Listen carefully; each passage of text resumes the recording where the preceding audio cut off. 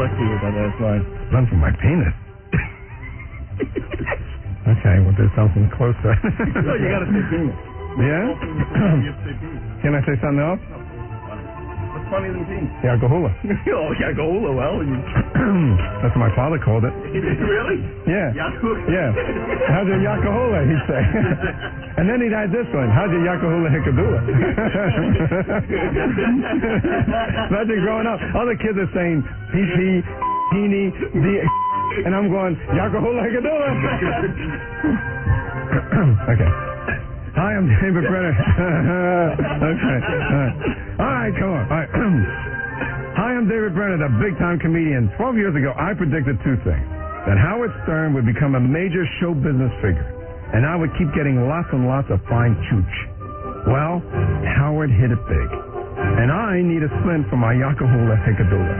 I should be a psychic on Friends Network. Here's my Mr. Movie, Howard Stern. All right. Somebody revive me.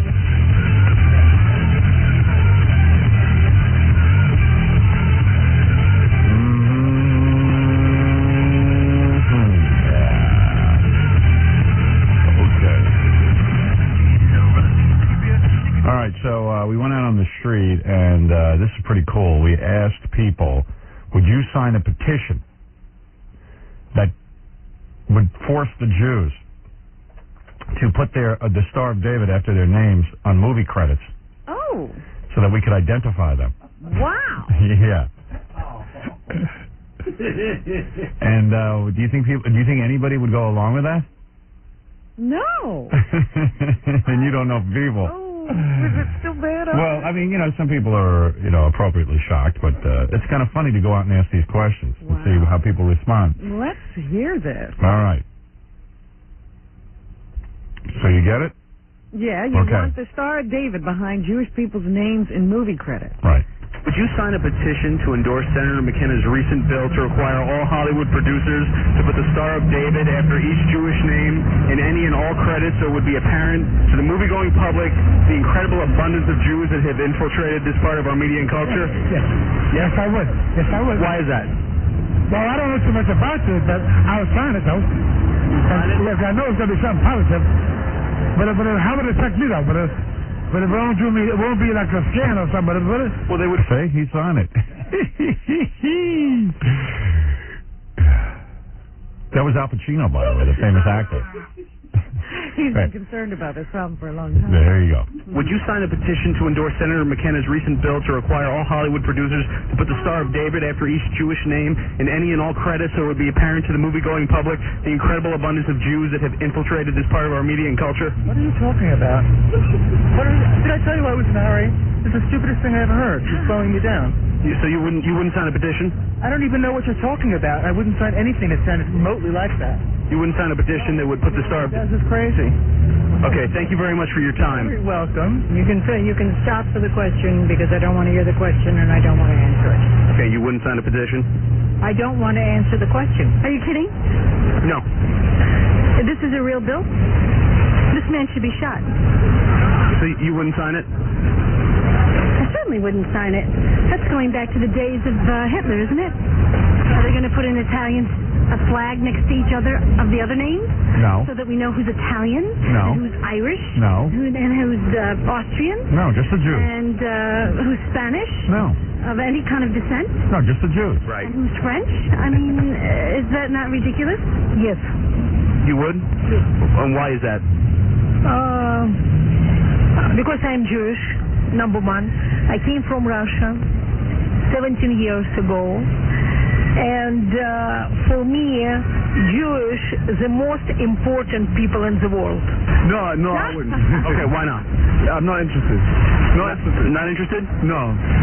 I'm not, because I'm not feeling good. My nose is burning me. Your nose is burning? Yeah. What's wrong with your nose? My nose is burning me, so I'm not interested. That's a tough question, because it depends on what the Star of David is representing, though.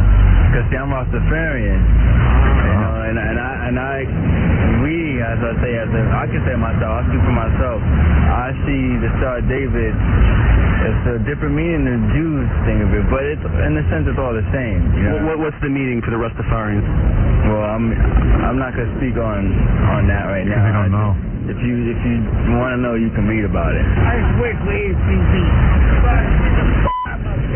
You got it. Have a good night. I'm out of here. Guy told him to F off. With the petition? Yeah, you can't even hear it at the end, but he does. Yeah, so there it is. There's the answer to the question. Would you support a bill? Well, not a lot of people would support it, Right. but some. And some of the people who support it, I don't think know what the hell they're talking about. I like the Rastafarian guy. In a sense, we see the Jewish star as different from the Jewish people, but it's all the same. You know, in a sense. And what does it mean? Well, I don't want to speak about that. Yeah, I don't want to speak on that right now because my nose is burning. Put the Star of David next to any Jewish filmmakers, producers, or writers. Okay, I'll do that. I'll do it for you. Okay, wow. I like that guy. He'll just do it. He'll do it. He goes on I forever. don't know about this before, but I'm going to do it. Boy. Oh, no, he wants to know if you understand what you're signing and what this is about, right? Right, this is tape for broadcast. Yeah. Would you sign it, sir? Let me see what this is about. I would have to... I'll sign it. I'll sign it. To investigate what this really relates to. Let me see. Here's a guy here trying to... Laurel and Hardy at work. Would you sign a petition to endorse Senator McKenna's recent bill to require all Hollywood producers to put the Star of David after each Jewish name in any and all credits so it will be apparent to the movie-going public the incredible abundance of Jews that have infiltrated this part of our media and culture? Yeah, how do you feel about that? Would you sign a petition? Well, you know what it is doing? It's pointing out this is a Jew. It's up to you whether you want him to make a movie or not. I'll sign it. I will sign it. You would sign it? I will sign it. All right. Would you, sir? All right. All right. Yeah, why not? You know how I would be more enthusiastic over? If that's said, I would like to see more Irish people take over New York City as they did years ago. I would instantly sign that. You know? Are you signing it just to sign it or signing it for the cause? I'm signing as a favor to you with my heart. Oh. Right. Now, when you see a film, do you think it's important that you know if there were any Jews involved in making the film? I love to see Jewish people get up there. I love Jewish That's people. what Hugh Robinson. He was Jewish. Right. His name was Emmanuel Goldenberg. John Garfield was Julius Garfinkel. And many of them are Hebrews. Clark Gable was Hebrew, although he had an Irish name. That's right. That's right. That's right. Amazing. Yeah, the street is very dangerous out there. That's why most people don't walk on the street. We live in a stupid world filled with stupid people. Anyway, I was waiting for the guy to throw up on the petition. I would sign it. I would sign it. Well, why would you sign it? Because out of respect to you. From my heart. Yeah. He just met him on the street. It's a dangerous business, but you can learn a lot out there. That was our boy Dean out there, Dean the intern, out there doing battle on the streets. I was Very just nice. sitting there thinking about all the petitions. Yeah. You see people signing. Yeah, it'd be cool to force those Jews to admit who they are, huh? Get their names out there. Yeah. Let's find out who they are. Well, according to that guy, everybody was. Clark Gable was Jewish. Is that what he said? Yeah. I didn't catch that one, man. I couldn't even follow what he was saying. Kenny, you're on the air. Hey, Howard, how you doing? That's why I hated high school. You actually went to high school with guys who acted like that. And, you made you wonder what you were doing with your life as you tried to live amongst people who were just completely whacked out of their heads. Kenny, what's up? Hey, I was just heard a promo on that you're possibly going to have a television show to go up against Saturday Night Live. Yeah, well, you never know. You going to have half a star on your credits? Half star, yeah. Yeah, point out my background. How funny is that? Oh, man. Is that true, though, or is that just a rumor, or you're not going to talk about it? Well, I talked about it like yesterday. The rumor was that me and Letterman were conspiring to put together a Saturday night program for CBS. Right. And I told Robin and everyone else on the air that I haven't spoken with Letterman in a couple of months, and we are not conspiring to do anything together, and that if I do a TV show on Saturday night, I've had an offer for 5 years from CBS to go up against Saturday Night Live. If I do a show, and I've been exploring it, but if I do a show, I don't need Letterman. to produce it. What would I need him for? You know, that sounds nuts. A couple of years ago, when Howard Stringer was the president of CBS, he came to me and he said, well, Letterman would be the producer. He spoke an English accent. He goes, well, Letterman would be the producer, and you would be the talent. And I said, why?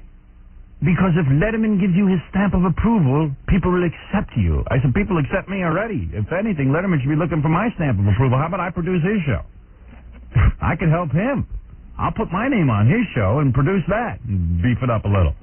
I said, no dice. I said, unless he's going to come to writing meetings and show me some spectacular material, stuff he ain't using on his show, let me say that I have no interest. I mean, what do you mean? He's going to put his name on my show and I'm going to pay him? You mean, I got to split the deal with Letterman because he's going to put his name on the show? That sounds like racketeering. I said, that sounds outrageous. So Stringer said, all right, forget Letterman. He was out the window? Yeah, he was out. That I took care of in about 5 seconds. And he didn't have any particular loyalty. He was like, all right, yeah, get rid of him. He go, okay, well, all right, I just didn't expect that reaction. He thought I'd be doing cartwheels because Letterman was going to be the producer. Yeah.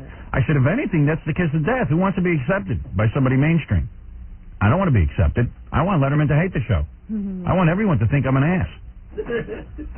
What do you think of that? And Howard Stringer was like, this is remarkable thinking. He was like, whoa. Cutting edge. Quickly, sign him up. Oh, that's funny. That's what happens in Hollywood and in the media. If you walk in and you've got an original thought, they go wild, man. They never heard anything. Because most people go, yeah, Letterman wants to produce? Cool. That's because they all got stars by their name. Yeah. Yeah. There you go. David Letterman has a star. Yeah. I said, that's some scam. He says, well, you know, Letterman's the producer of the Tom Snyder Show. I said, well, there you go. I said, you want me involved with that? Snooze Fest. Snooze Fest is right, man. Conan O'Brien kicks his ass. Right. And Conan ain't doing anything all that wacky. My first Saturday night show for CBS will be a recreation of that meeting. I would love to do that. Complete with, I'll get the real Howard Stringer to play himself. It's going to be great, man. It's just too goofy. So, yeah, I mean, I've always considered going on against Saturday Night Live, and I'm still considering it. I've never, I got sidetracked for 4 years working on Private Parts, so I never really took them up on their offer. But I might do it. You never know. You might see me up against Saturday Night Live at some point. You'd absolutely kick their ass. Well, yeah, it wouldn't be a tough problem. You know, it wouldn't be a big problem. If you remember, back in 1990 or something like that, I was up against Saturday Night Live, and I kicked their ass. Your E-show would probably kick their ass. Exactly. Because at least there's something real about it. Right. You know, people are sick and tired of these sketches that go nowhere.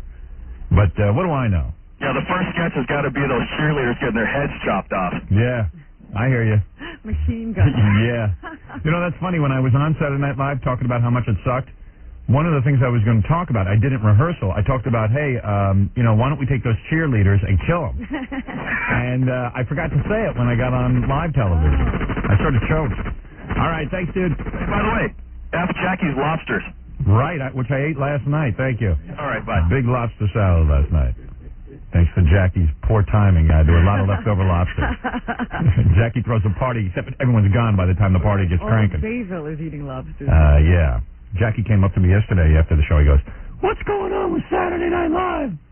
What's going on with that? He really did that? Yeah. After we talked about it on the air? Yeah. He thought you were lying on the air. I don't know. I don't know what he thought. You wouldn't lie. I don't lie. When do I lie to you? Have I ever lied to you? Just when you listen to me. What? What is he talking about? What? I've lied to you? I don't know. I just asked you. Why are you trying to be outrageous? Answer the question. Have I ever lied to you? I asked you a question. I know, and I said, I told you everything on the air. I'm not lying. And then you're saying I lie when my lips are moving? You want to think that of me. He always wants to, he needs a boss man who's like lying to, he needs an enemy. You know, you do have a star by your name. Right. He has to have an enemy, you know what I mean?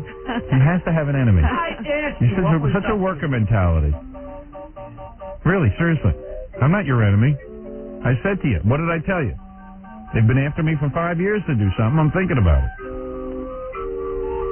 Oh. I was just asking why it popped up in the news lately, that's all. I don't know. We talked about it. I don't know where that came from in the news. I really don't. Saying that you lied on the air? I don't know. Then he just said 2 seconds ago I'm always lying to him. I don't know when I've ever lied to him. Well, Jackie, speak up. When did you lie? When did Howard lie to you? I don't know. He's like the Rastafarian guy. You got to look it up. I'm sorry. My nose hurts. Hey, Ed. His nose hurts. His No, I nose mean, is burning. he always has to badmouth me, you know? Everything Who's bad now? I just said everything I say is a lie. Oh, eat me. Kidding around. He didn't say that. Yeah. Kidding around. Oh, all right. Oh. Thanks. Thanks for kidding like Show. that. Check the TV guy. Gee, Boy, that was funny. you and David Brenner ought to get together. Did everybody laugh? Ed, you're on the air. Hey, Howard, what's happening? What's happening? I don't know. You tell me. Hey, listen, I was watching CNBC, I guess it was Monday night, and some, I guess, hypocrite was interviewing Sam Donaldson, Yeah. and they were talking about radio and censorship, and basically the guy thought that you were Satan. Who? Who was it, Grodin? I forget who he was, like a white-headed guy. He kind of had like a southern accent to him. I don't know. I don't know, but anyway, Sam Donaldson kind of supported you through the whole thing. He basically, yeah, he basically said, he goes, I don't believe sometimes what Howard does, but you know, they were talking about sometimes, I guess you were talking about smelling girls, and you can tell when they were on their period. Yeah, so what? And he basically said, if you don't like it, turn the radio off. Yeah, well, you shouldn't even have to be commended for that. That's the law. Yeah, but I mean, for those kind of... First Amendment, man. You can talk about stuff like that. Yeah, but for empty suits, that was pretty good for them to support you. Yeah, I guess. Hey, thanks, man. Hey, man, listen, I work for AMR Corp, and all the people in Dallas are really bummed that you're not on the air out there. Yeah, I've been getting a ton of mail from Dallas, people talking about they're going to move from Dallas. They're having some sort of rally on Friday, headed up by Melrose Larry Green, which always leads me to believe it could be a failure, but... A lot of the people, I didn't understand it at first. I thought I was kind of against it because it was like kind of stupid and meaningless. But they just said, hey, they want to go out in front of the radio station, the Eagle that dumped us, and just let people know, like other radio stations in town, that they're there and they're ready to listen to their radio station if they'll put us on. And they want to make their voices heard. So I think some people on Friday are going to congregate outside the radio station, but I wouldn't expect many people because most people don't know about it. Not that we can be heard in Dallas. Right. Tell people that it's happening. Yeah, I mean, if we told people in Dallas, hey, why don't you congregate in front of the station, and we were on the radio, forget about it. It'd be huge. Yeah, I got a letter from a drag queen Yeah. today saying, Oh, you did? yeah. No, you're lucky. Yeah, really misses the show. Yeah. Well, I canceled my insurance policy with Nationwide. No kidding, really? Is that true? Yeah. Wow. I went to Progressive Insurance, so... Yeah, I mean, a lot of people have said that to me. We got a great sponsor here in New York who even points out that Nationwide is charging way too much for their, for their insurance policy on your car, and that you should switch to them, Tri-State Auto Insurance. And I'll tell you something. This guy's got a good point. Why not? I like it. All right, Howard, I'll see you, man. I did. Ask Nationwide. Okay. See ya. I'm with you on that. Hey, so I'm watching the E! Show yesterday, and one of the funniest things I saw, did anybody see the E! Show with Belinda Carlisle? Well, the thing that I love the best is that we have a camera out in the hallway, and Belinda Carlisle is trying to leave. It's just fascinating at the end of the show to watch her leave the studio, and then she walks all the way out to the elevator, and then I guess she forgets her kid and her... She forgot her child? In her pocketbook, so then they went back and they got the kid and the child. I mean, I don't know what goes on, but like Gary walks all the way to the elevator, then he walks back, then he walks... You got to see our guests... They get lost. Yeah, it's wild. And even supervision. yeah, and nobody guides. It's what was going on at the end of that E! Show. I got to know. I will tell you. She is cute, Belinda Carlisle. Yeah.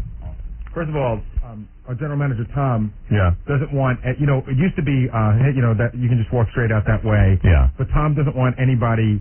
He wants them brought to the elevator bank, no matter who it is, because he's afraid people just start wandering around the station, which is a fair assessment. He wants people escorted out of the building. So they right. should be walked to So the you elevator. escort her out, and then she forgets her kid. Well, no. What happened was I looked down and somebody said, I said, "Where's her entourage?" Yeah. And somebody said, "Oh, they already left."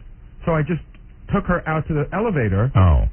And then we realized that they hadn't left. Oh, I go see. back and get them. Oh, all right, because it's funny, man. It looked really odd. I mean, people just walking up and down the halls. No one knows where to go. Man, it's an ordeal. Then Ganji follows you around, keeps asking you dumb questions after you get done with the whole interview. We know it was one of the funniest things. I don't know if did we run the Farrah show yet? The Farrah Fawcett show? I don't know. Farrah, we asked her to cut some ideas, and she said that she was in a really big rush. Yeah. And she had like 25 people with her. I mean, it was insane. Yeah. So she's like running out the door. She goes, wait a minute, I got to go to the bathroom. And Farrah goes in the bathroom. She had to be in there for 25 minutes. Too bad you couldn't show that. And all those people are standing in the hallway, and they're all looking at their watches, and they're Right. freaking out because Yeah. they got to be somewhere, and they're all going to be late. And everyone's afraid to rush her. Right, because she'll yell at them. Yes. It's funny. Wow. You should put that there and just speed up the tape and have a clock going around to show how long she's in there. Wow. Yeah, so that was pretty funny. And then, what was I watching last night that was pretty funny? I was watching, oh, yeah. So, remember the girl who came in here and she was all messed up because her boyfriend put a bullet in her head and she could barely walk? The girl who needed the breast implant. Right, and you saw her breasts, they were all flat and you were laughing really hard. It was shocking. It was a laugh of nervousness. Right. But anyway, so like they videotaped her going. There's a doctor who called in. I wish I had his name. I'd give him a plug. Guy's terrific. He called in and said, "Hey, I'll give her some breast implants." Yeah. He felt bad for her. She really needed them. Yeah. So after he heard you laugh, I never saw it. so the girl was talking in the car how much it hurt her that you laughed at her breast, and that you were the first person she wanted to show her breast to and everything. But anyway, that we videotaped the entire operation. We got to put this on E. Oh, you're kidding? She had the operation? She had the operation almost immediately, and the guy did a beautiful job. Wow. I mean, you should see. saw it? Yeah, and and she shows the chest and everything, and I went, wow, what a fantastic chest. I mean, gorgeous. Yeah? Wow, big as you. Big as you. Well. I'm telling you, big as you on that little tiny frame. The important Oh, my God. The important part is pumping those things up. Man, did he pump them up. He pumped up them flapjacks. Now she'll laugh at you. I guess so. Yeah. And, well, she should. Hey, there you go. There you go. But, so anyway, I said, and I watched it, and I said, Howard, you do good work. You got that girl breast Now, implant. she's still, when is she coming? She's not coming back to show us? I guess she will at some point. I don't know, but she looked magnificent. Her Because chest I looked- have to see what the breasts Yep. do to the whole package, Well, she got a long way to go, but she's messed up from the bullet and all that. But she looked great. I mean, sitting down without the. She never gets up. Right, and she had her top off, and she looked really the good. hand wasn't wandering. Well, the hand was at its side. She had huge breasts. I mean, they must be D's. Really? Yeah, and they're like, and this was like a day after the operation. Wow. Well, good for her. Yeah. I'm very happy for her. Mm-hmm. Let me say congratulations. You'll be the first to say it. We do good work. Here's a letter from someone from Dallas who is depressed over us leaving. I probably can't read the whole thing just because it's so long, but Dear Stern Show, it's now heading into our third week without you, and as silly as it sounds, our lives have become an even bigger hell. Somehow you all have seriously inspired us to our own personal greatness in our minuscule lives. Upon hearing that the Eagle decided to discontinue the show, it occurred to me that your show has inspired me, taught me, and was basically the engine that got me through the day. Upon talking to friends, family, clients, etc., I found that I was not the only one who experienced the surprising surge of emotion at the thought of a Stern-free Dallas. These emotions range from grief, rage, despair, and manic depression. I personally began to frantically tape the show when possible. So you can imagine my surprise the first Monday that the show was pulled. I was surprised at my quick fury because I felt like my brain would explode. Wow. I have been in an awkward funk ever since. I have even begun to reach out to total strangers to rant to. My husband and I are very quiet, private people, and because of the intense sensation of loss we feel, we intend to lose some of that privacy by showing up on August 15th at the Eagle. There's a local group calling themselves SOS, Save Our Stern, who intend to hold a rally of protest out in front of their building. Perhaps a local station will get a major clue and sign you up. So that's the purpose of them having a protest. All right? People are upset, Well, it's nice to see that people are upset. Every once in a while we get booted out of a place and nobody says a word. Dallas radio is a barren wasteland of mindless, blathering, and horrible Stern imitators. The very notion that it will take days, weeks, months, or even years for your return makes me physically ill. Unfortunately, the fans are left in the corporate dust of the uptight censorship of Nationwide Insurance. We are like junkies whose connection was arrested. We are forced to plod through our days without humor, absorbing the tiny bit of relief with the E! Show. It will never be enough. Our cable operator is even threatening to pull E! off the air, so anxiety is high. Wow. I realize this sounds a little bit dramatic and fanatic, but We need you here to relieve us from the pathetic droning that is Dallas radio. I feel a bit ashamed to admit Dallas is my hometown, particularly in light of how long it is taking for another station to pick up the ball that the Eagle has fumbled. But I think I speak for a number of people when I say, we are now enlightened. Please return to us, Howard Stern. And that's from Kelly. Yeah, a lot of emotion. Yeah, she says, I'm shameless in my devotion to you that I'm including my number and description in an effort to hear my master's voice. 5'10", dark brown hair, green eyes, 140 pounds, 38D, 2542. My husband thinks I look like a very, very young Grace Slick, making the very, very underlined because, the very young Grace Slick was quite hot. By the way, the breast implant doctor is Stephen Palumbo from Quag, Long Island. Quag. Quag? Yeah. You spell it Q-U-A-G? That's misspelling. Spelling. Yeah, these guys screw me up every day. It's Q-U-O-G-U-E, isn't it? Yeah, that would be Quag. Right. But what they have there is Quag, Long Island. That's a different Quack, quack. So, I'm not as stupid as I sound. It's just the people feeding me my information is stupid. Grillo. Who? Yeah, well, get him away from the computer. Get him away from the computer. Apologies, Howard. Grillo typed it in, but Ganty told him to spell it that way. Yeah, well, Ganty's an idiot. Oh, God. Who's we got to get, you know what? Get rid of Ganty. Give one of the Harvard guys the job. Isn't Ganty leaving soon? You told it. He had a year. Isn't his year up? A year's got to be up, man. Go get a real job. He said in a year he would leave. You wouldn't even have to ask. Right. Now, for all you girls who can't get breast implants for one reason or another, I'll help you out. Or simply looking at a mirror, seeing both breasts, much, much fuller, much, much firmer, and uplifted. You say if you listen to this tape, I am proud of my achievements. I am very pleased with the appearance of my breasts. My breasts are attractive and fuller now. My breasts remain equal. That sounds scary. My breasts are enlarged. My breasts are uplifted and firm. I wonder if his breasts are looking better now. Imagine he has like a triple D, that guy. Be awesome. Uplifted and firm. And firm. Man who pays my salary. Oh, Jesus Christ. There. Start over again, dude. All right, look, I got to come back. We're going to talk to that guy. He's going to teach you how to dump your wife. If anybody's thinking of getting rid of the missus, this is the proper way to do it. There's 3 types of wives, according to this guy.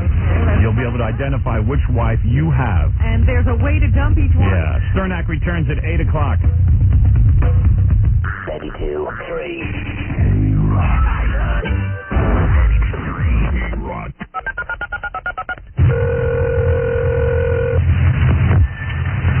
Hello, Red? It's right there. Who's this? This is Bob Marino. Bob Marino. Bob Marino. Hello. Will you get down here? The bar's on fire. Listen, you son of a bitch, you mother. What's the matter with you? You dirty, rotten rat bastard. Come on up face to face and I'll meet you at the bar. Hey. I'll cut your belly open, you gay bastard. Hey. You dirty bastard.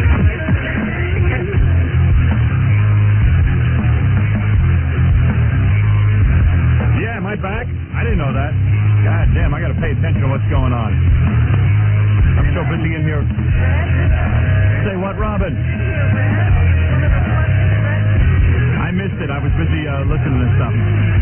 I was working on a song, actually, about Malcolm Shabazz, who I think should have gotten a death sentence for lighting his grandmother on fire instead of 18 months in detention center. Detention center? It's a hospital. A hospital? Don't even tell me that. I've just been working on this song, trying to get that together. You know what I'm saying?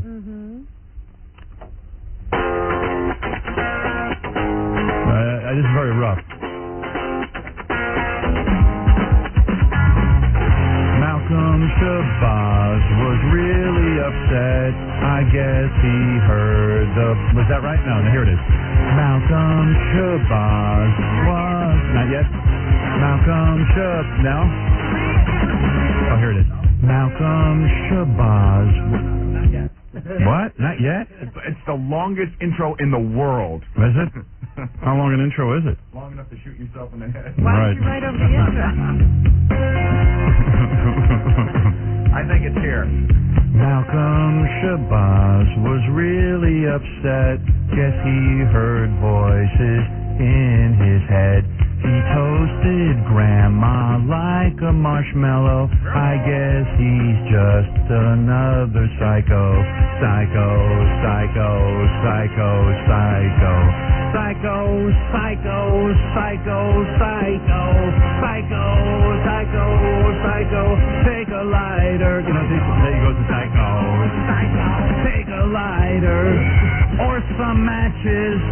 Cook your grandma in small patches. Torch her pillow. Burn her slipper. What's wrong, Malcolm? Why you flippin'? Are you schizo? Are you psycho? Do you just like barbecue? You know, that kind of thing. I don't know, man. There's got to be something to that, right? There's got to be something to it. The keeper! Malcolm Shabazz, yeah, he was upset. I guess he heard voices in his head.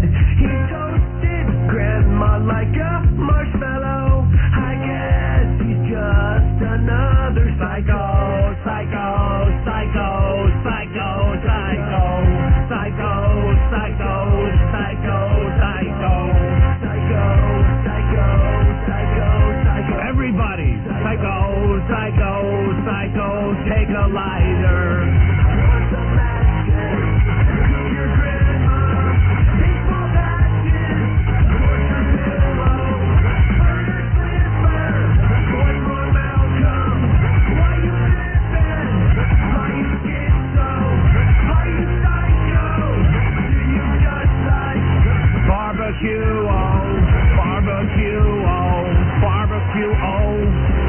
At the very least, set his balls on fire.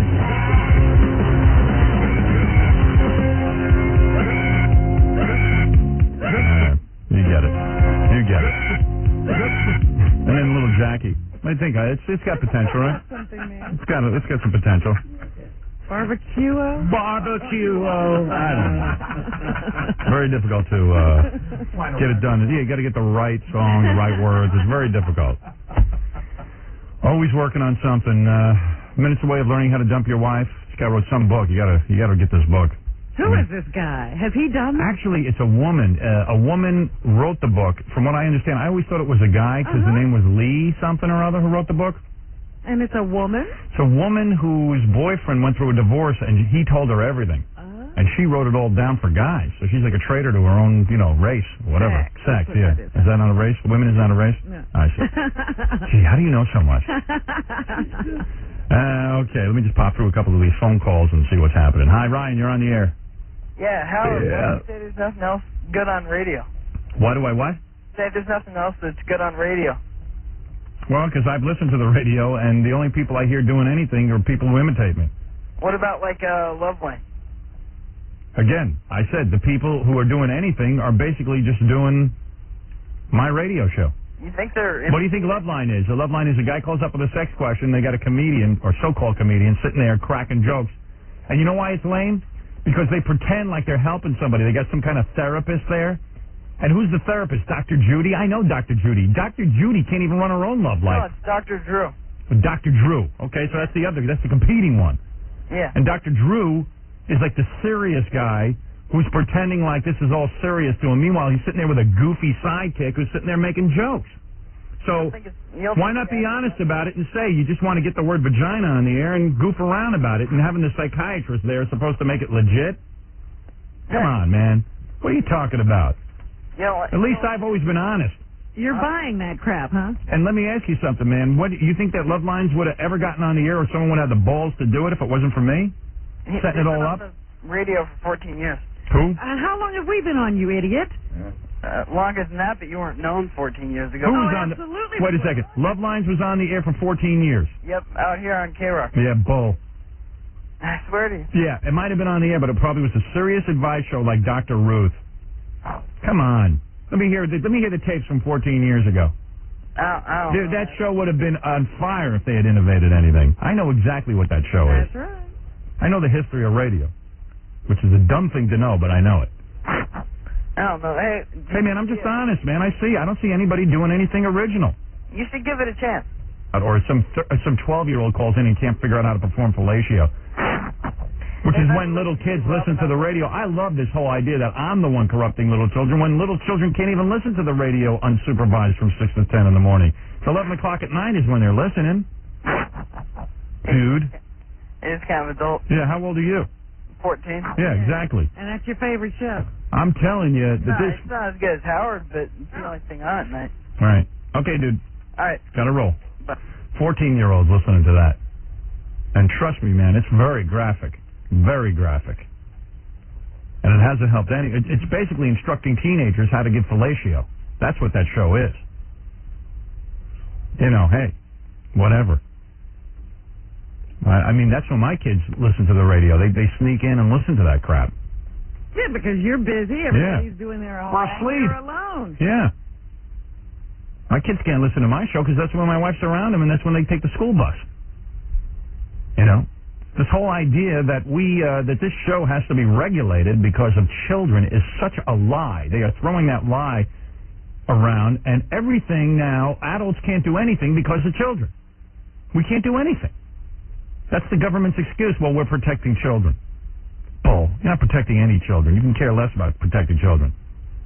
If you're protecting children, why don't you put some goddamn metal detectors in high schools? If you want to protect some children. That they won't do. You want to protect children, why don't you pay teachers some decent wages so we might get some good ones? Fortunately, the internet's come along. They're trying to wreck that, so that's good. Now they're trying to regulate that. They might forget about me if I'm lucky. But it's weird, man. Real weird. You're on the air. Howard. This is Dave from West Palm Beach. Hey, Dave. Howard, what's up, man? Right.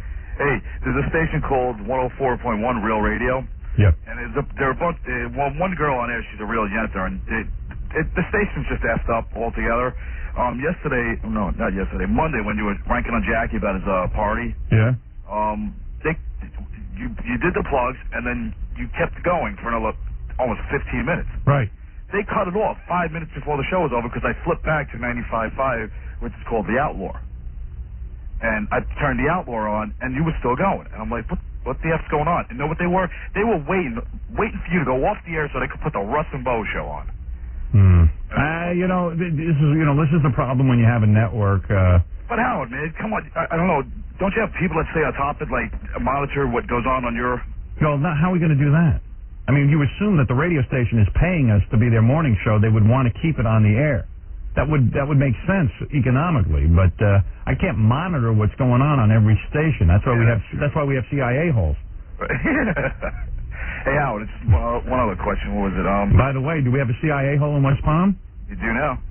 Yeah, maybe we didn't have one because that's one of the newer models. All right, maybe I'll appoint you a CIA hole and send you a badge. Sounds good. All right. Hey Howard. Hey, remember the last time you cut a commercial for They played it on the air where you cut a commercial that was like an out.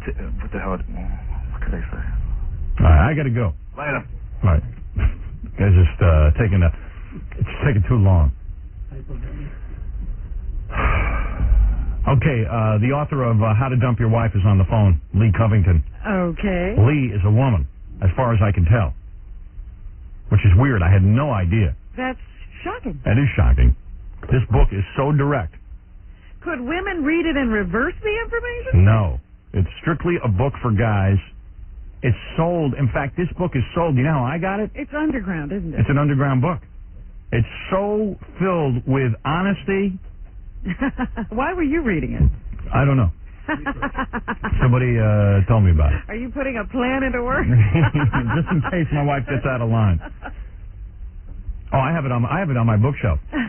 I'm just staring at it. Yeah, just let her look at it. It's a thread. How to Dump Your Wife. And I mean, you know what? Brutal, huh? I don't normally have authors on, but this book was so right down to it. They understand guys in this book. Like, the book starts out, okay, you're one of three guys.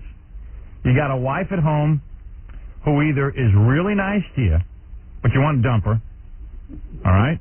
You're sick of her.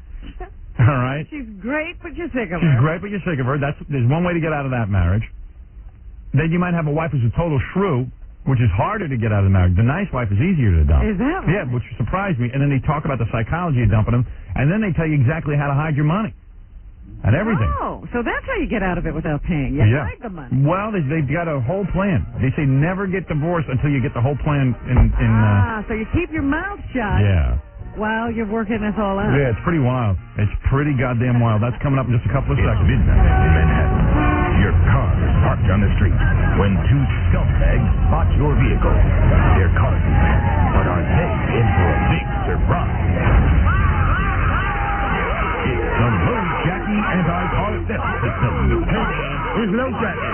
Let's get out of here. If anyone tries to steal your car, the Low Jackie Anti-Theft Car System springs into action, playing samples of Jackie Martling's actual voice sound, which paralyzes the intruders with various head-splitting, eye-melting, brain-freezing, spine-shattering sounds.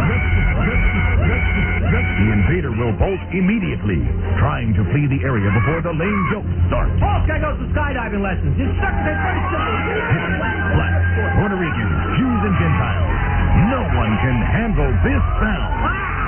They can be full of heroin, liquor, hop, hash, white crosses. It doesn't matter.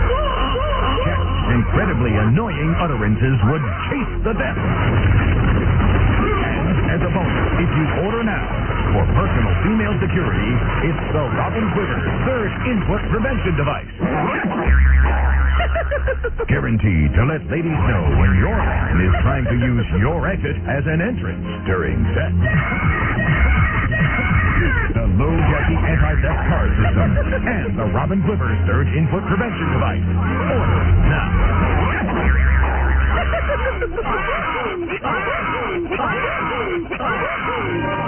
Here's another sensitive male listener of the Howard Stern Show. What are you looking at? Nothing. Don't you look at me. Oh, look at this. What are they? Don't say please, Dad. Oh, baby. Oh, baby, what's too soon? What's the matter? Give him back. What's the matter? Just a little red, that's all. Here, let me feel. Come here. Oh, I'm sorry. That was no listener. And it wasn't Cardinal O'Connor. But this is the Howard Stern Show.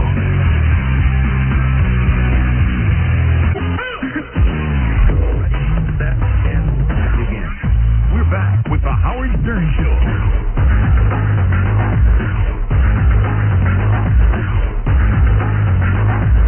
Jesus Christ.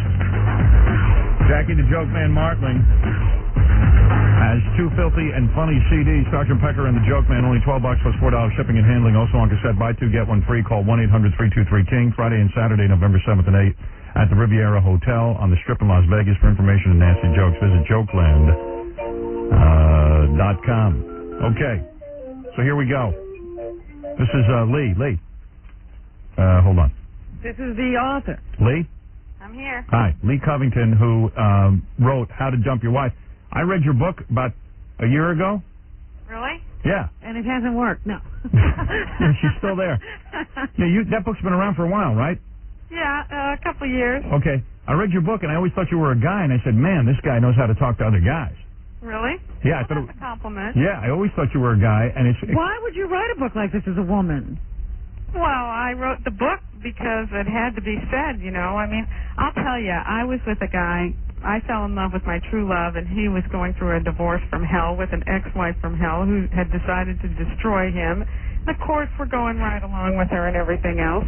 So I didn't want to write another book about what's wrong with America. So right. I said, See, her boyfriend got clean. He got his clock cleaned by his wife, so they figured this all so out. why not give some practical advice to some other guys so they don't have to go through that, or at least they have a leg up, you know, possibility. All right. What are these three types of women? All right, well, let me get into this. Since I read the book, I'll get her into it. But, okay. So I thought your book was unbelievable because you say, okay, there are three types of situations, right? Right, Right. One guy is the guy married to a real sweetheart of a woman. Like someone who dotes on him and loves him like unbelievably, right? Is that wife one? Yeah. Yeah. Okay. Well, yeah, she wants to stay married. Right. Then there's wife two, who's a big pain in the ass, who's a bitch, and totally draining, right?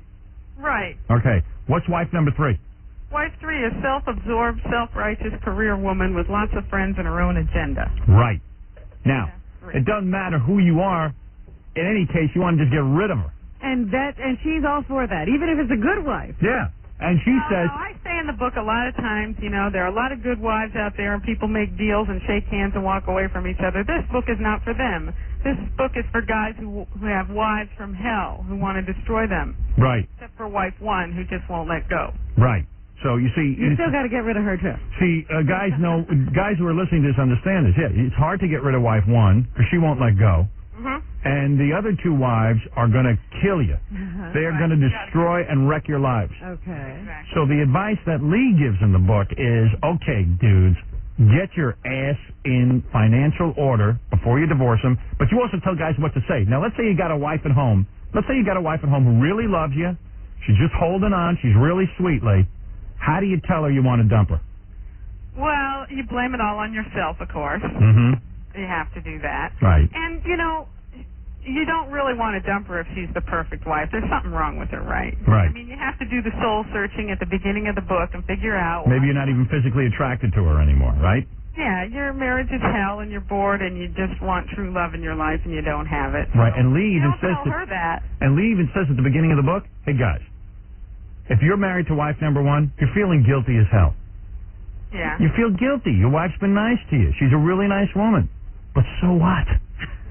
Just think about all the chicks you can go out with, and think about the dates and getting a new hand down your pants and everything. No one does it unless they really want to go through hell for something better. Right.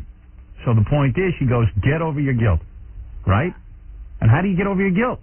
You got to get over it first on your own. You got to really make up your mind whether you're going to do this or not. And right. Then you have to say, do I have a right, to have a life, or is my life going to be, a prison cell for the rest of my life with no parole? So, you have to get over that. What are you clapping for? This woman is unbelievable. What a noise. What a noise. What was that? Whoa. Listen to this. So you're saying once you come to the decision that you're going to get a divorce, okay, if you How do you do it? How if do you got wife number 1 and she's loving, and we'll get to the other 2 wives in a second.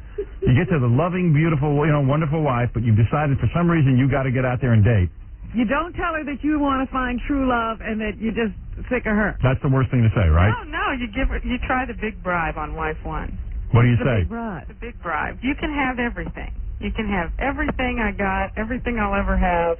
I promise that I'll take care of you. I'll never abandon you. I'll always be in your life. I'll take care of the kids. I don't want anything from you. I just have to be on my own for a little while. Now, you don't want to really do that.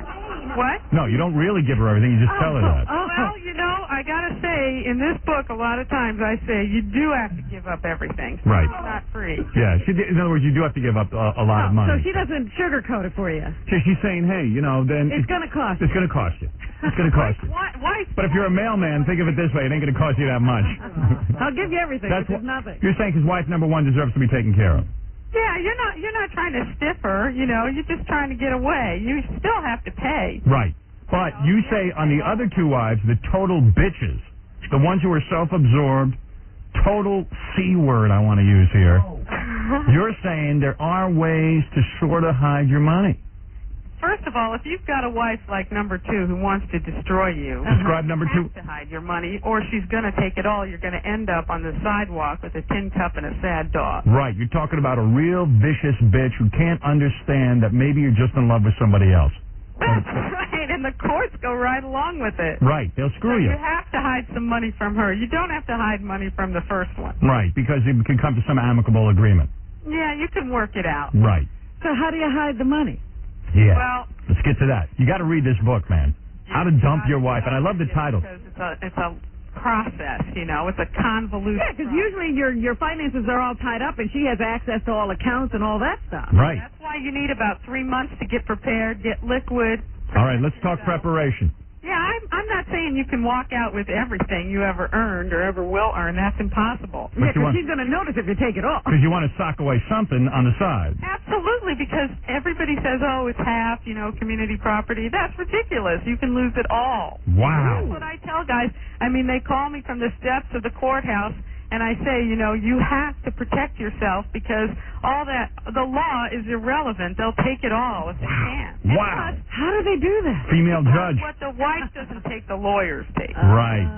And that's so sad because that's so sad. A guy works his whole life. And all of it's gone. And all of it's gone. Aren't you better off killing your wife? Oh. Because then you only do, in a way, don't you only end up doing about 7 years? And the lawyers are cheaper. Yeah. If she threatens to kill herself and she doesn't do it, I think you should sue her for breach of promise. You've got all kinds of ways. Lee Covington, man's best friend. Unbelievable. Hey, So in the 3 months, what are you doing? That you're getting ready, and you're stocking away the money? Finances? Yeah. Yeah. Give us a quickie. It's not just your finances. You got to really get strong and prepare yourself emotionally and also the kids and all that. So you got to do all the research, find out everything you can about where you're going to live, you got to get your place. You don't want to just rush out the door with a shirt on your back and end up in some cheap hotel or on some friend's couch. Right. So you're already apartment shopping. Know where you're going to live, what your address is going to be, what you're going to do about your phone, your voicemail, your job. Wow. Got to get everything. You never think of these So it's a smooth transition. Yeah, you just walk out, you got a place to go. Most guys are so nervous about getting the divorce that they just rush into it. Is that what you're saying, Lee? Exactly. Right. Exactly. And then they come back the next day, the locks are changed, and they say, oh, no, now what? All my stuff is in there. And what you're saying, Lee, is that if you don't prepare, you kind of look foolish and you're caught off guard. And the thing is that you're just so worried about getting the divorce. But how do you move out your stuff without your wife? Well, wait a second. You've been in prison for God knows how long. You might as well stay in prison for 3 more months to get yourself prepared. Exactly. Don't rush into it, and don't tell all your friends and all that stuff. And don't keep your mouth declare your love for your girlfriend on national television. Right. Just keep your mouth shut and get everything in order. But how do you move out your stuff? Well, what you do is she's saying you get the apartment, right? So, like, you go into your closet, you take out a few shirts, a couple of pair of pants the first time, right? And your wife doesn't notice your closet dwindling? Just a few things. And then when you make the split, it's like you don't have that much junk you left wait around. till she's out of the house. Right. And then you tell her. Exactly. What do you tell her? Well, it depends on what your wife is like. Okay. We have to talk about what your wife is like, how she's going to behave. Okay, if your wife's a real total bitch and self-absorbed, and you know she's going to clean your clock, what do you tell her? Rent a truck. Run her over. Out the place. Right. Tell her in a restaurant so she doesn't throw a cleaver at your head. Cool. Hold on. Here, somebody wants to ask you a question. Richie, go ahead. Hello? Yeah. Yeah, hey, Howard, how are you? Go ahead. Listen, I'd like to ask you something, the lady with the... Yeah, go ahead. Just ask. Okay, I have a problem where I have a functioning alcoholic wife. Go ahead. The problem is that if I go to do anything that you're suggesting for the other types of wives, all right, I feel that she's going to destroy not only me, but property that I have, when one day I'm not there and I'm at work. Right. Okay, and, I got your point. Guy's got an alcoholic wife, figures, hey, man, she's going to go off the deep end. She can do anything, she can start destroying stuff. What does he do? What do you do?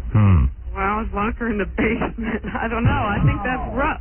I think that's really rough. You gotta make a connection with some kind of a treatment so that you have evidence that she's undergoing treatment for alcohol. Hey, Lee, I say he's got the best situation. You know why? Why? He's got a guilt-free thing. He's got to leave. She's an alcoholic. He can't take it. Hey, that's a disability. Right. Get this, I was thinking like there's no sex involved for the past 3 years. Dude, get out. That's one as far as alienation of affections, right? Right. Second thing is like she could come home one day and be sort of kind of nice, but not, there's like something like an overhang, Right. And then the very next day, for some little thing like maybe a little extra ash on a cigarette, pisses her off. She's a bitch. And she drives you up the wall like you would not believe. So, dude, get out. You got a girlfriend yet? What's that? You got a girlfriend? Well, the reason why I don't is because I feel if I did and she ever found out, not only would she kill me, but she might kill the other girl. I don't want to have the two deaths on my hands. Yeah, what I would do is, man, I would do what Leah's saying in wife number 2 scenario. Right. I'd start moving into the apartment, get everything out of there, back up the truck, take everything out of there, and then just file for divorce. Right. Protect yourself. Hide some money. Hide some money. You could hide it from her. She's loaded. You want to know? This woman here is the type, like, say, she did, like, I like to do things. I like to help a woman out. Like, I don't mind doing dishes. I'm like Howard. I don't mind helping my wife doing things. All right? I don't mind making beds. I don't mind sweeping floors. You ain't like me, then. I was going to say, what Howard are you talking What Howard are you talking about? Well, I do that. Now, if I do, like, just say the dishes, now, if there happens to be one spot on a glass... Dude, listen to me. Listen to me. You're already at the point that you need the divorce. You better just listen to Lee. She's telling you, back up the truck, get all your goddamn stuff out of there. Take your dishes with your spots and get out of there. Just do it already. And she won't eat, to this... But don't do it today. Just, 3 months, get your money in order. Get this, where I work, I have HIPAA's, like, benefits, right? And they have programs where people can go and get, alcoholic treatment or whatever else. This woman is also, she's on Buspar and Dilantin. Hey, dude. We know you're in hell. Get out. We're ready. Dump her. Dump your wife. Hey, Jackie, do you want to? Sounds like a perfect girl for Jackie. Really. What's she on again? Buspar and Dilantin. Hey, Jackie. Perfect. All right, thanks, dude.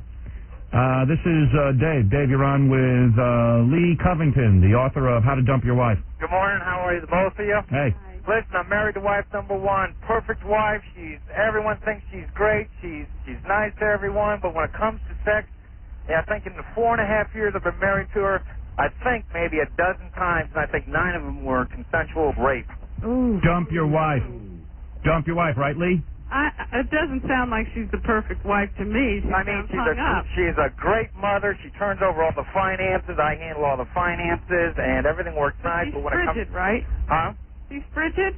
She's frigid, yeah. Yes. She hates it. I don't know if she was raped by her dad when she was younger, but never marry a girl who was raped by her dad. Right, Lee? Right? Have you tried to loosen her up a little? I have tried killing her with kindness, affection, dude, everything imaginable that a woman would want. Lee, that's wife number one, right? So what he's got to do is just split up with her amicably. Sure, take care of her and... Haven't you ever told her you really need sex and you got to get out of this? Oh, I've told her that I need not only the sex act, but just the intimacy of being close. And what does she say? She says she can't do it. Yep. Goodbye. Gotta go. Out and Z. And I know what you're feeling guilty, right, dude? I feel very guilty because I think...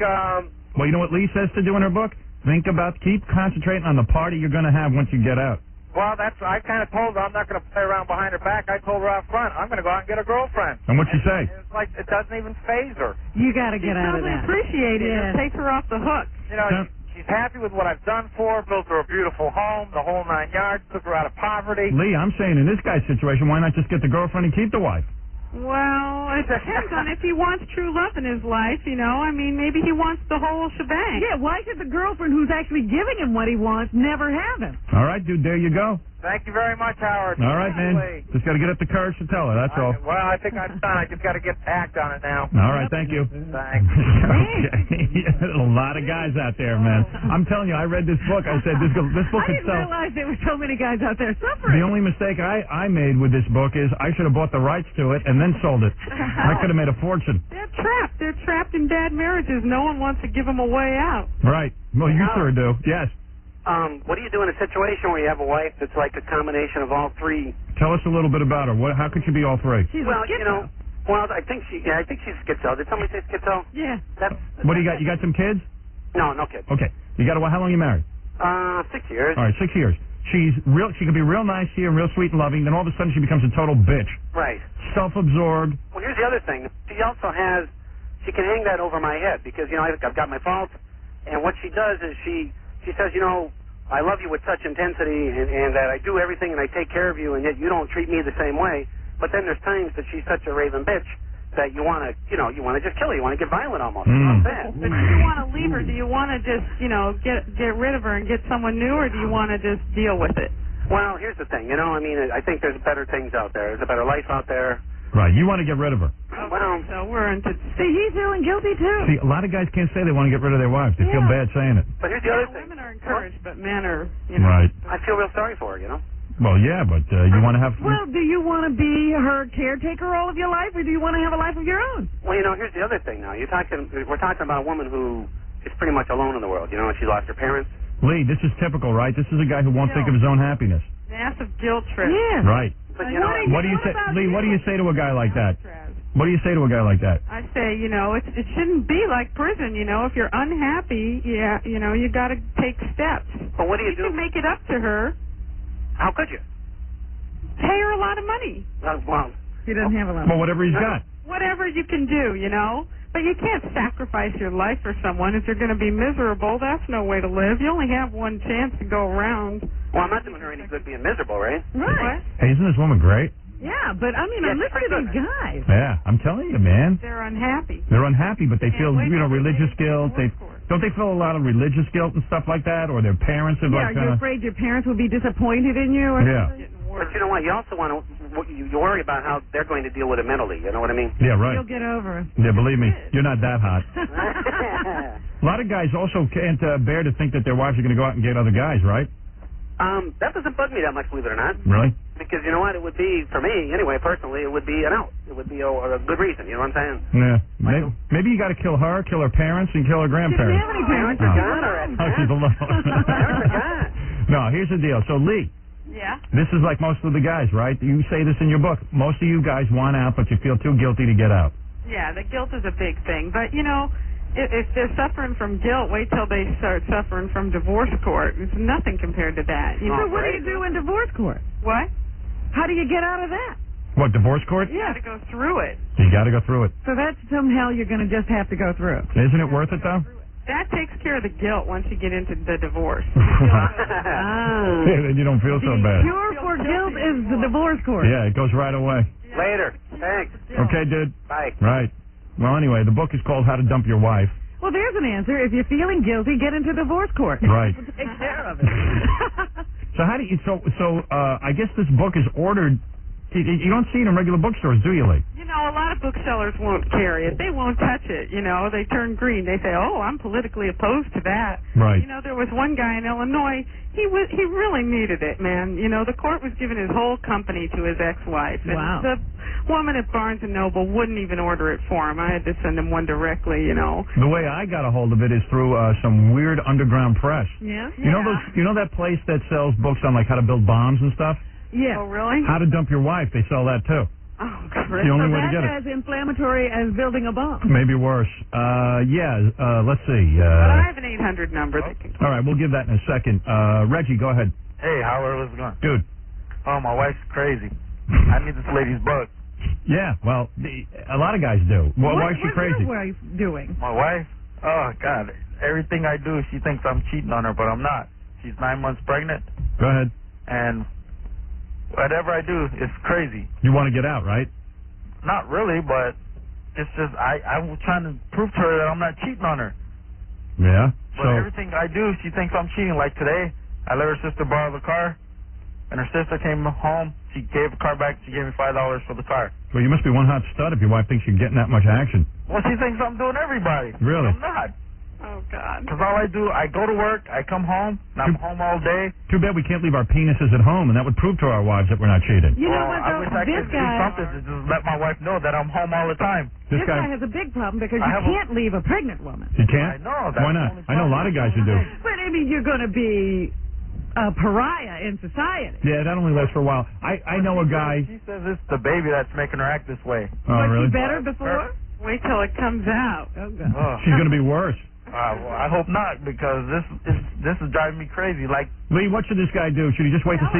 Tell her if she doesn't stop it, she is going to be left high and dry, and she better get her act together. Nice. well, I tell her She everything. will. I tell her everything. Did you that- tell her what Lee just said?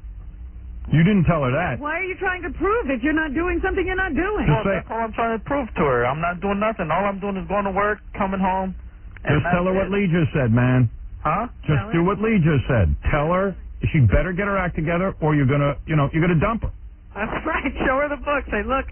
That'll whip her into shape. Stop this. That's how How can I get the book? That's how you deal with kids.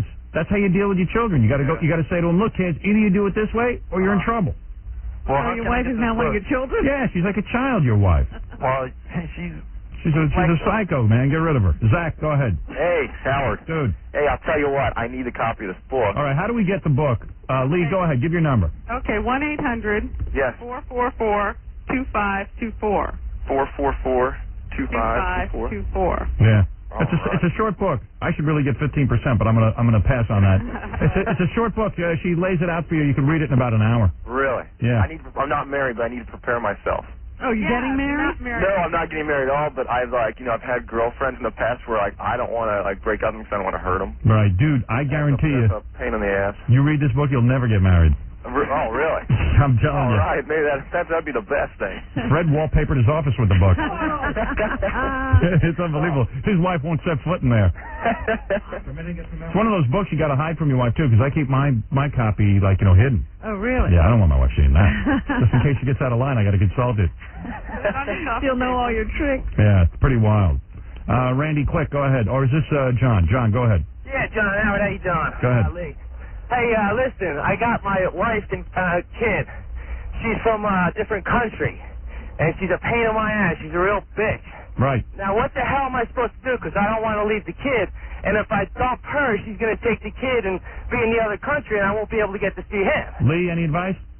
Nah, custody's a real bum deal for the father. 95% of the time, you're going to lose. You got to try to fight for it, do whatever you can, but the chances of her getting the kid are really strong. So, Lee, what you're saying is, hey, so what? So forget about the kid. You got to cut your losses. Right. See, you can cut my loss. Yeah. No, fight for it, anyway. But, fight for it, then that would be me being a real dick about, Lee, doesn't it cost a fortune to fight for your kid? Why not just use that as a bartering thing to get more dough? Yeah, well, you gotta do what you can, but you can't just give up at the outset. You have to try for it. Well, if you really want it, if you want it full time. But realistically, he won't win that one. I'm And pretty actually, sure. he won't win. Yeah, he won't What win. country is she from? What? I'm up East River without a paddle. What country is she from? Finland. Finland. Well, you might get her. Because maybe she'll get some stupid attorney. He doesn't really want the kid. He just doesn't want her to leave the country with the kid. Right. Exactly. I don't want the kid every day. I want to visit him, but it's gonna cost me $1,000 every time I want to visit him. Yeah. Well, maybe you could get somewhere with that if you work with the lawyers. Maybe with your new girlfriend, you'll make some more kids. You forget about that first one. His email. I hear you. All right, dude. Thanks, Al. All right. Sheila, go ahead. Hi. I was wondering, why does this book only pertain to men? Why couldn't a woman be in a similar position and get some information out of the book as to hide her assets, and to, just a similar thing? Yeah. There are hundreds of books for women like that. Yeah, this is for guys. Stay out of It's this. the one book for guys. Yeah. I haven't found any books on how to hide your assets for women. Oh, please. They're all over the They place. always tell a woman right away to lock up the bank accounts, clean them out. That's right. All right? All right. All right. Thanks. All right.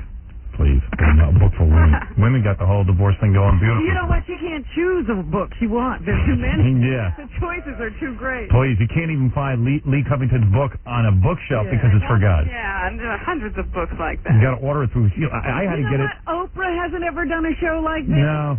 None of them have ever picked up this topic. As a matter of fact, I had to get Lee's book in a brown paper bag. Believe it or not.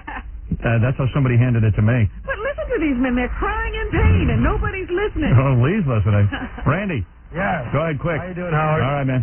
I'm getting a divorce over a dog and a cat. I was diagnosed with, I'm going to end up with asthma if I don't get my house clean. My wife isn't too much of a house cleaner, and she's an alcoholic, so I already filed, and I'm on a roll to get my children, custody of my children in my home. All right, well, you're on a roll. But right now I see that you don't even need the book.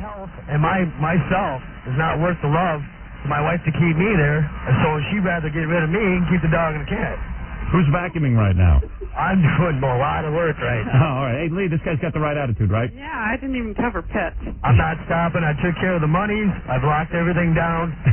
She almost put us in financial ruin. We were 2 months behind on everything as far as our house payment and our bills, and I didn't realize that I was walking around with $5 in my pocket every week. Oh, there you go. So this guy's got it all.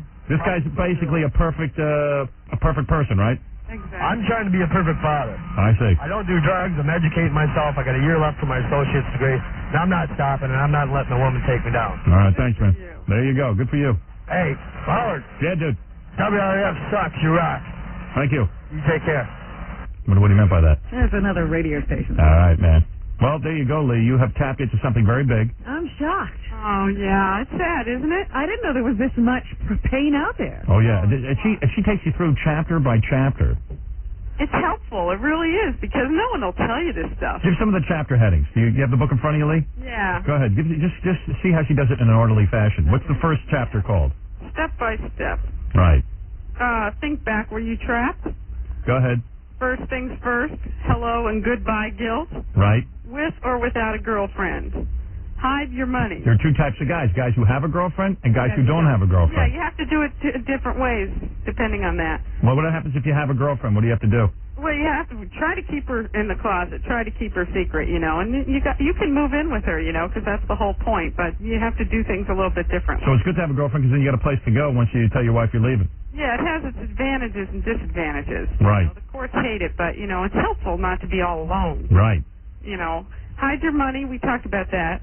Mm-hmm. What about your kids? Right. That's a sad, serious chapter. Right. Prepare to unload. That's when you tell? Yeah. That's the big day. Breaking the news, bribing your wife. Who's that dead? It's a wild book. It really is. Odessa, go ahead.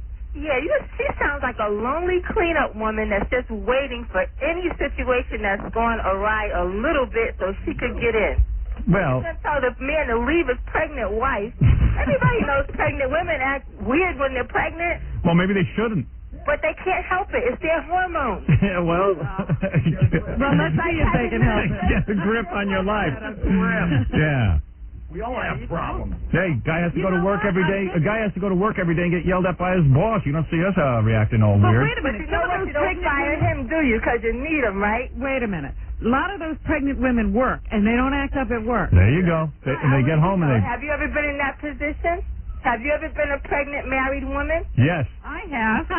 Lee has. You, You Howard. know what? What? She's trying to drive her husband out of her life. Right. Self-destructing.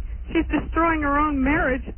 No, the baby's doing that. The baby's kicking around hormones. Come on. About that. Don't blame it on the baby. Yeah. So what are you doing? Waiting with your cupped hands and so you can leave the house right into your hands? Hey, honey, don't get all threatened by this. Did somebody leave I'm you? not threatened. You must have gotten dumped.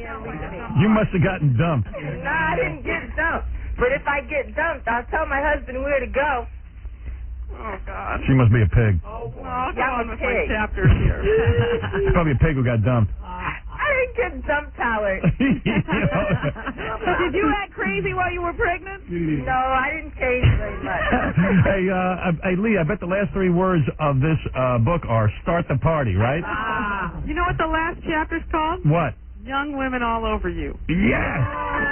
Yeah.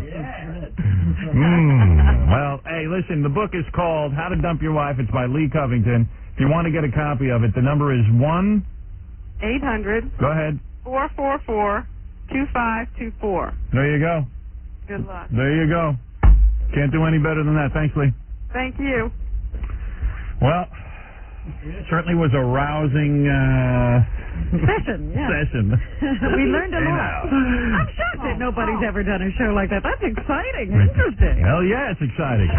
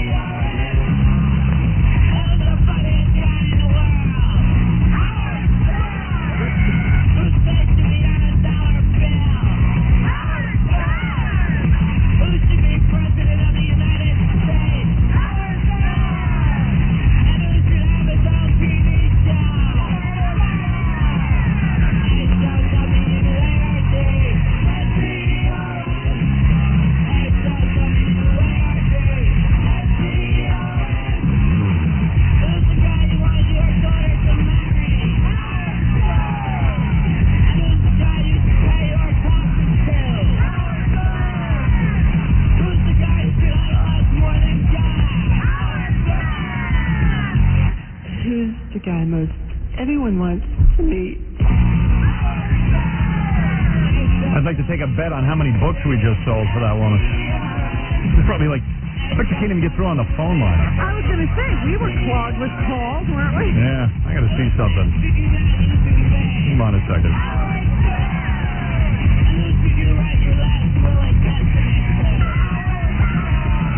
I forget what the number is. What, 1-800-444-2524? Would you write it down? What are you getting, a divorce? Yes. Whose ideas do other radio stations guys should steal it. Don't give Howard any credit when he's the one who thought of him in the first place.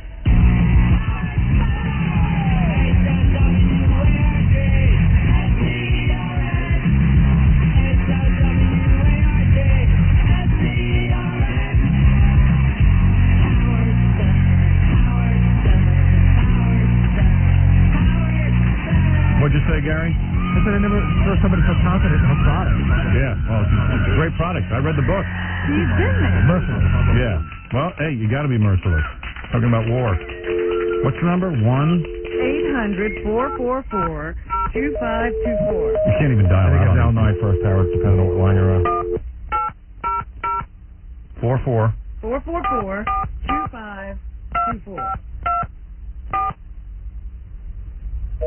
Yep, there What I you tell go.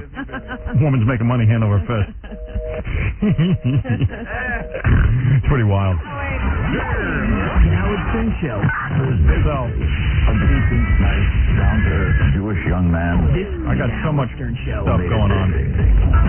All right.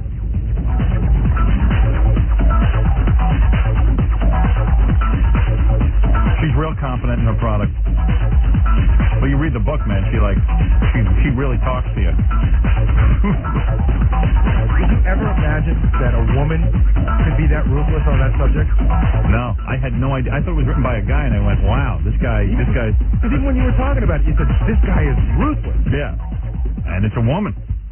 The hell, man, traitor to her own sex. A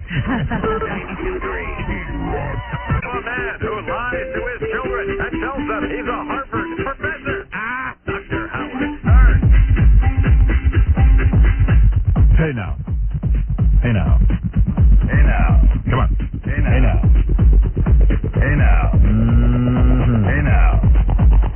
Hey, on E tonight, Gary. Hey now. Gary's on the E show tonight. Papa Bowie. Papa Bowie. What's he doing? Papa Bowie. I didn't know that.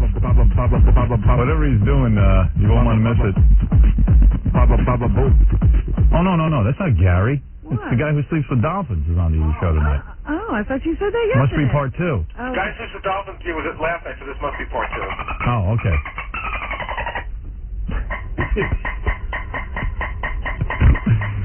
Yeah, those dolphins are good. All right, David, you're on the air. Hey, Howard. I'm about 30 seconds away from doing Sternak, so hurry up. All right. Haven't done it in a while, Robin. I know you love Sternak. Oh, yes. And even my Ed, favorite bit. and Ed McMahon is even here to help us out. What is that, Ed? All right. I just finished Private Parts about 2 weeks ago, and I just finished Miss America last night. Right. I found Private Parts to be funnier than Miss America, although both of them are good. Which one was your favorite? Which one did you have more fun writing? I had more fun writing Miss America. You did? Yeah. Private Parts was hard to write because it was the first time I'd ever done it, and I was like all nervous that I wouldn't know how to do it. Each of them were really hard to write. That was the hardest thing I'd ever done. No fun at all? No fun at all. I mean, to say one was fun or more fun than the other, none of it was fun. There were times during writing Miss America I was really laughing hard because I was just being so outrageous and so ridiculous. Like the stuff I wrote about my wife's birthday party and all that. Yeah. Yeah, I mean, I was just having so much fun writing that. And That Michael. part was hilarious too. But in Private Parts, I love the prayer for cancer. That was just totally hilarious. Yeah, and then the Michael Jackson chapter I wrote in 3 days. Not even 3 days. I mean, I wrote it so fast. It was easy. And also the cybersex one, I had an erection during the entire time I wrote it. And then you had to do the research for that. Yeah. So it was more fun, I guess, writing Miss America. But it's hard. It's hard. Well, I guess my next. I mean, the most fun about writing both books was Judith Reagan almost raped me during both of them. So that was kind of cool. Oh, well, I guess my next book has to be Quivers of Life, since I have a lot of time reading now. Yeah. Howard, Go for that. That's a good book, too. Why don't you let me play the homeless game, and then I'll do this. I'll win the tickets for the homeless game. I actually had the most fun writing Quivers of Life. I didn't want to tell you that I wrote that as well. All right, dude. We're not playing the homeless game now. I'm going to do Sternak. Well, what I want to do is I want to hold for the game, and then what I'll do is, if I win the tickets, I'll read the book, Lee's book, and then 3 months from now, I'll go ahead and, drop the bomb. All right, You're married. Yeah, okay. who cares? I love you, Robin. Hey, before I get to Sternak, I got to play you this tape. This is great. Ted Turner had a press conference the other day, okay? Hey, this is stuff you never hear.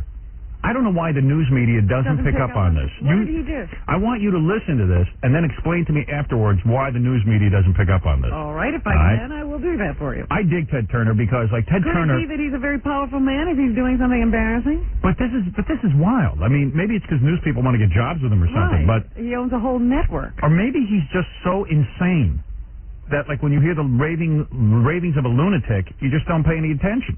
But we don't hear the ravings of a lunatic. He was talking about how minorities, how hard it is to be a minority because he is one of the most oppressed minorities. He?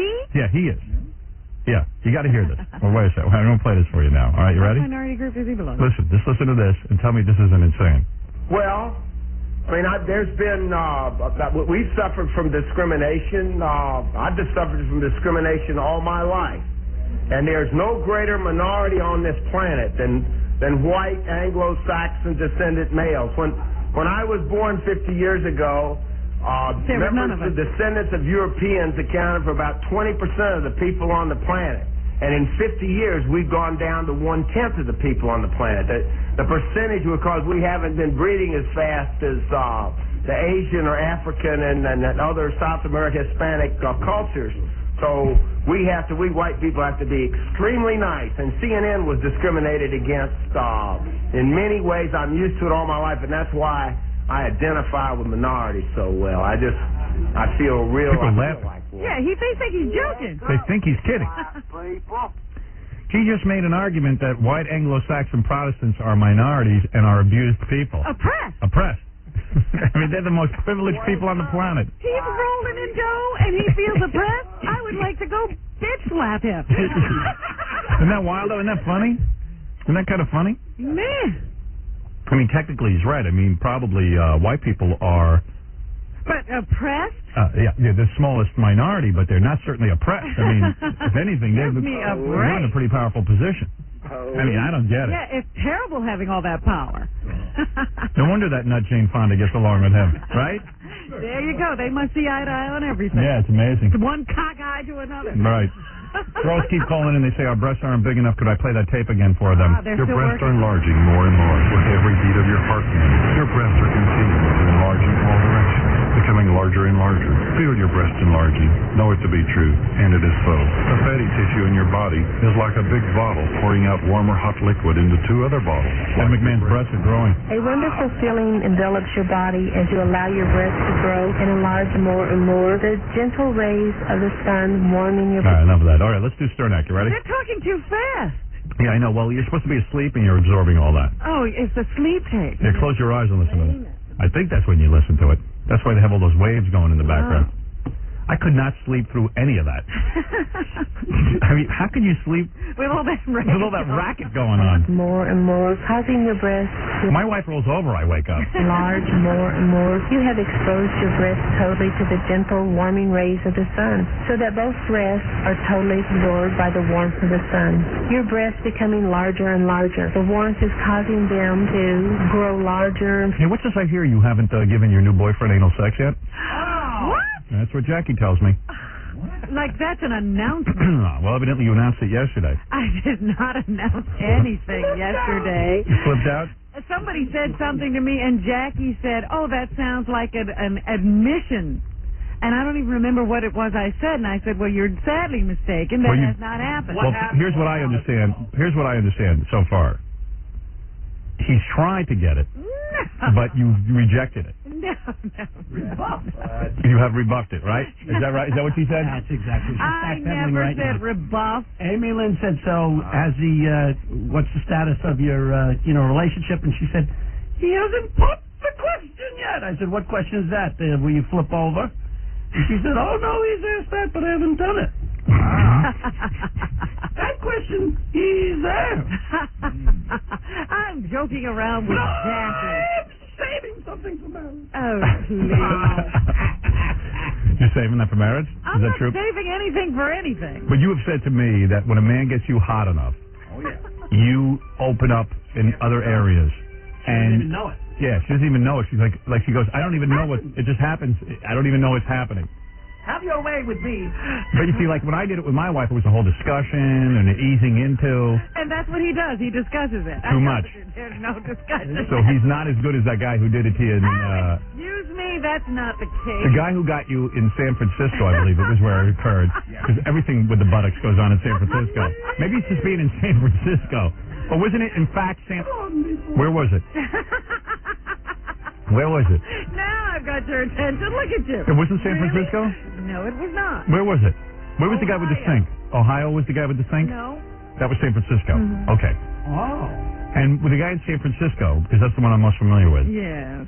it happened, and you didn't even know what was happening. Right. Right. And you're saying in order for that to happen in your sex life, a man has just got to be able to get you so hot. Her head has to swim. Yeah, because you told me that. A man's got to get you so hot that you're like, what? You're out of your mind. You're right. I can't imagine what goes on in that bedroom. Oh, man. I mean, to get you that out of control, I mean, what do you must be like wild.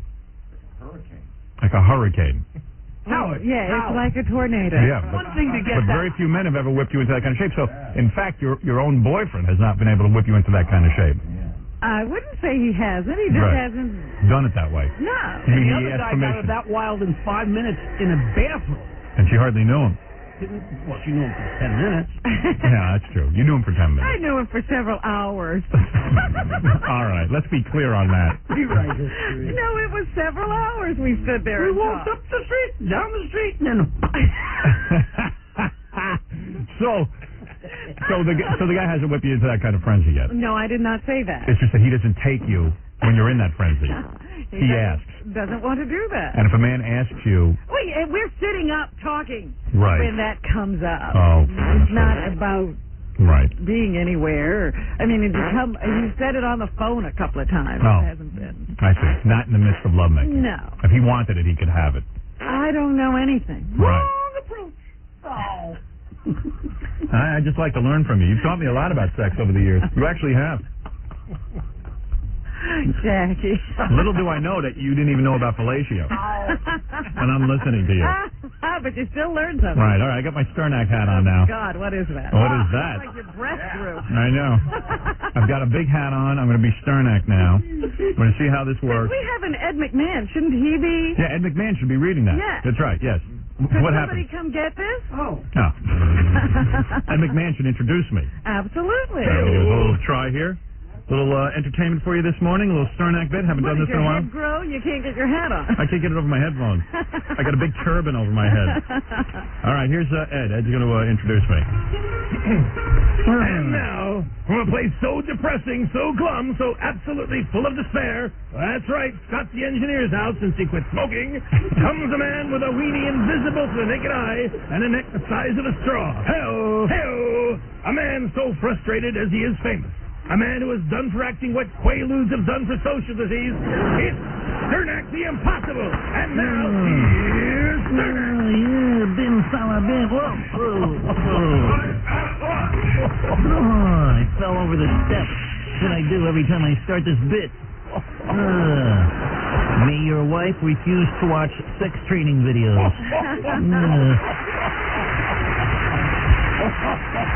May your grandson set fire to you.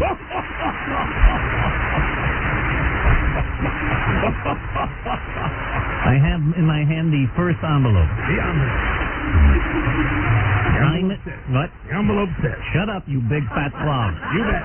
You've been listening to too many breast hypnotism tapes. You've got a C cup. May Marv Albert teethe on your back.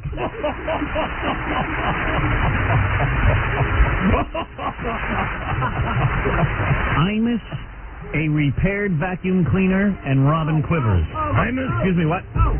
Stop. Oh, you want to go this way? Okay, all right. Oh, sorry. We're not going in the wrong. Okay, here we go. I'll begin again. Take two. Sorry, oh great one. May Al Rosenberg call you twice a day for work. That's not funny. All right, here we go. The 15-year-old Howard Stern. The 15-year-old Howard Stern.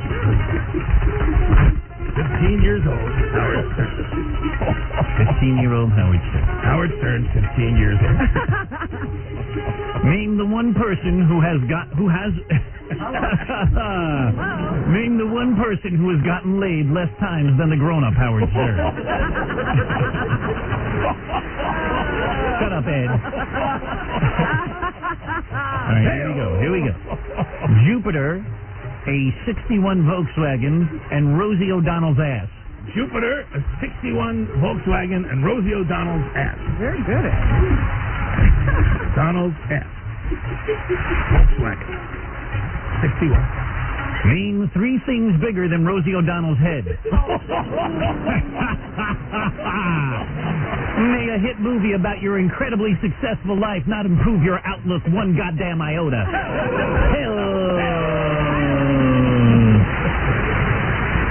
Shut up, Ed. Okay. May Tom Chiasano be an integral part of your day-to-day existence. There's a blessing. Garth Brooks live in Central Park. Garth Brooks live in Central Park.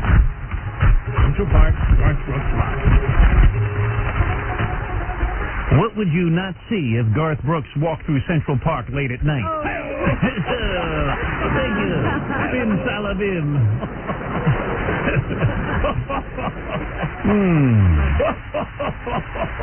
May your show spend more time on the pronunciation of serial killer Cunanan's name than on his crime.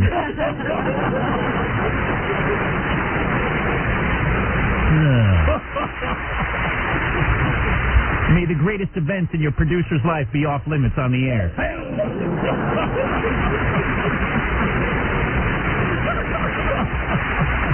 Robin Radzinski and To Get a Tan.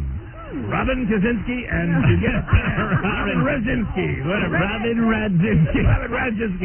I'm an old man. And To Get a Tan. And To Get a Tan. All right. Robin Radzinski and To Get a Tan. Yes, what would that name and get a tan. Name 3 great reasons to go to a Greek beach. So inside. All right, here you go. The next envelope. What? Shut up, Ed. He's distracting me. May you pay to pee in a diaper.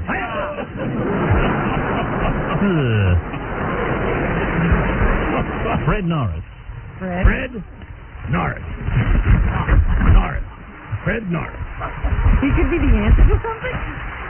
Name all of the people you have ever met or heard of who have changed their name for no apparent reason.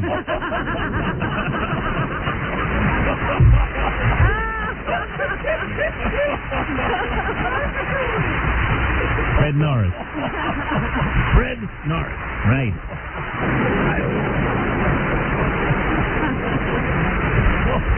May you shell out $12 million for an ineffective yellow pitcher.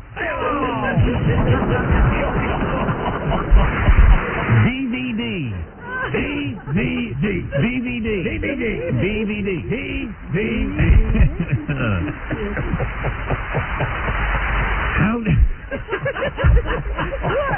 How does Steve Grillo spell Hanukkah?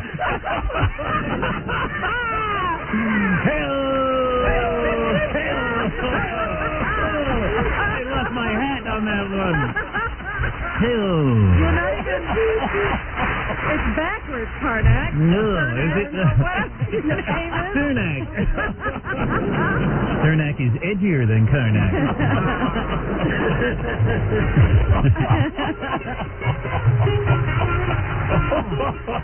May Melanie Griffith lure you into a movie that disappears.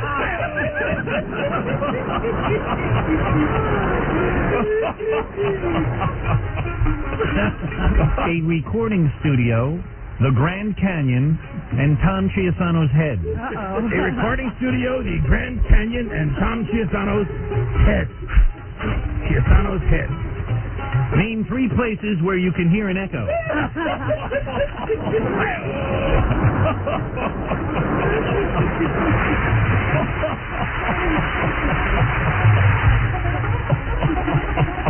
A fag potato, Andrew Cunanan Sphincter, and Scott D. Pace. Wait a minute. Okay. A fag potato, Andrew Cunanan Sphincter, and Scott Your fingers are covering it, oh great ones. And Scott DuPace. I'm not even going to read this. It's ridiculous. Name a homo tater, a homo crater, and a homo hater.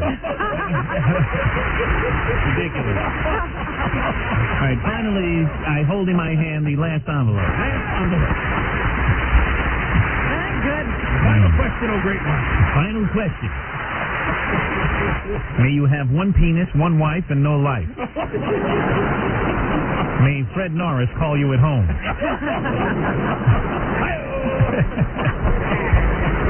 May your producer be as worthless as Bob Dole's right arm.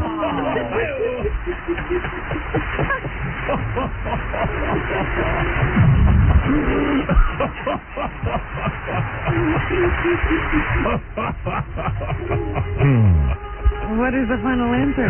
What? What is the final answer? I'm looking at Ed. He's incredibly out of shape.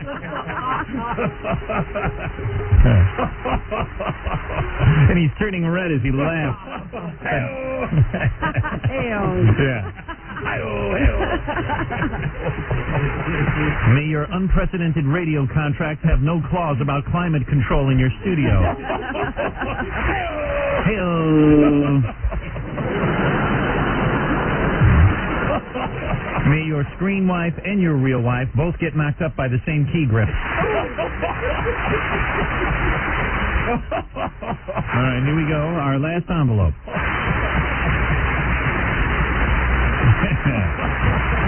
Imus, a repaired vacuum cleaner, and Robin Quivers. Imus, a repaired vacuum cleaner, and Robin Quivers. Quivers. Imus, a repaired vacuum cleaner, and Robin Quivers. Robin Quivers. Repaired vacuum cleaner. Name something that always sucked and two things that suck now.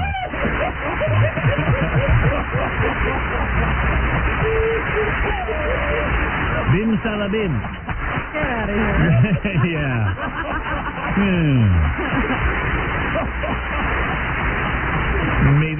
May the highlight of your day be rubbing against a piece of wood on your console.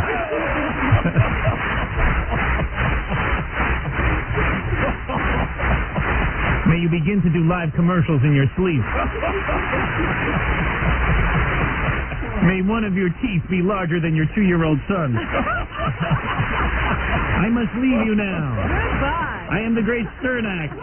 Bim salabim. Farewell, oh great one. Farewell. Hey-oh. What happens to old football coaches like Tom Landry? They have to endure encounters with Stuttering John. Hi, Tom. I like your hat. Thanks a lot. Okay. How are you? Just fine. Great. So tell me, where is your freaking hat? Well, I left it at home. I didn't wear it on this trip. I mean, it's so, it's like such a famous thing, Yeah. It was raining, so the straw hat wasn't very good. Did you ever smell the inside of your hat? No. What are your chances of bringing the Cowboys to a Super Bowl? Well, I tell you, I'm out of it right now. I hope they come back soon. Do you wear a hat when you're making whoopee with your wife? Oh, no. Not at all. Did you ever put your hat on backwards? Probably not. Did anyone ever try to knock your hat off your head? Well, they tried to steal it on the way out. Does the hat ever fall off in your sleep? I don't usually wear it on a sleeper. Does your wife wear a hat? No, she doesn't. Do you wear a chin strap under the hat when it's windy? It would help, but I don't. Can I wear your hat? But I guess you don't have it here, right? I don't have it, so you can't wear it. All right, well, you got it on. I know. Hey, great. You want to wear mine? No, thanks. All right, Tom. Wear yours. All right, Thomas, thanks a lot. I appreciate it. Hats off to you, Tom, and Stuttering John. It's the Howard Stern Show.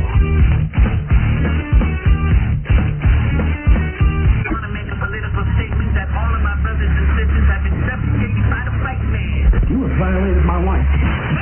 You think. You know what you are? You will never be executed, Cookie. You're the Antichrist. What? And now, the winner of the People's Choice Award at the Czech Film Festival. I'm sorry, what did you say? I said the Czech Film Festival. Oh, right. right. Yeah, that's pretty huge. Howard Stern. So, anyway.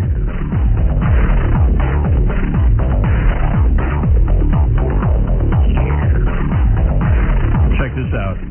You know how freaked out I am about going to restaurants because I think that the guys who work in restaurants don't wash their hands after they make duty?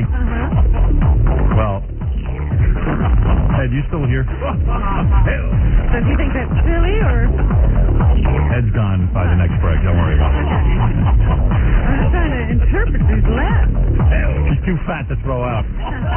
What are we waiting for the crane? Yeah, wait for the crane to pull in so we can get rid of him. Anyway, so you know how freaky it is that when you go to these restaurants, and even though the health department the health department always hangs those big signs in the bathroom that says employees must wash their hands after they do it. Yeah, they almost act as if the door will lock and they can't get out because they All say right. you must wash your hands before you return. Yeah, there's to a work. solution. This What? guy sent me a company called NetTech International. I don't know who they are or anything. They're a company in Red Bank, New Jersey. This company makes a product where you wear a name tag. The name tag is called Hygiene Guard Smart Badge. Yes. And it's programmed with individual identification codes. When an employee enters the restroom, the badge is activated by a signal transmitted from an entry sensor. Listen to this. If the employee does not adhere to health codes by using the soap dispenser and washing their hands, an LED light on the name tag will turn red. This is still not safe. In addition, when the employee leaves the restroom, their identification number will be recorded by the entry sensor and made available for printout by the manager and supervisor. So if a guy doesn't use soap and water, all right, he could probably... You could pump the soap dispenser, Yeah, but turn who's- on the water. But I'm saying it's at least a reminder to these guys that they have to wash their hands. It's a good start. But still, if Hidden somebody camera? wants to avoid... Yes, Okay. that's it. Hidden camera easier? Yeah. Then you got to sit and review the tapes. But you're not allowed to put a camera in the restroom. That's the problem. See? At the wash basin, why not? I don't know. They have a big thing, because then, some guy... Turns the camera around Yeah. and starts looking into the stall. Yeah. All right, I got a guy on the phone who claims he's been killing prostitutes and he's wondering why he's doing it. Oh, God. So maybe he thinks I have an answer. Is this Ed? Ed? No, this isn't Ed. Oh. You haven't killed any prostitutes? No, I never said my name was Ed. Oh. Sorry. That's okay. What name do you use? You can call me Clay. Clay? Clay? Yes, Clay.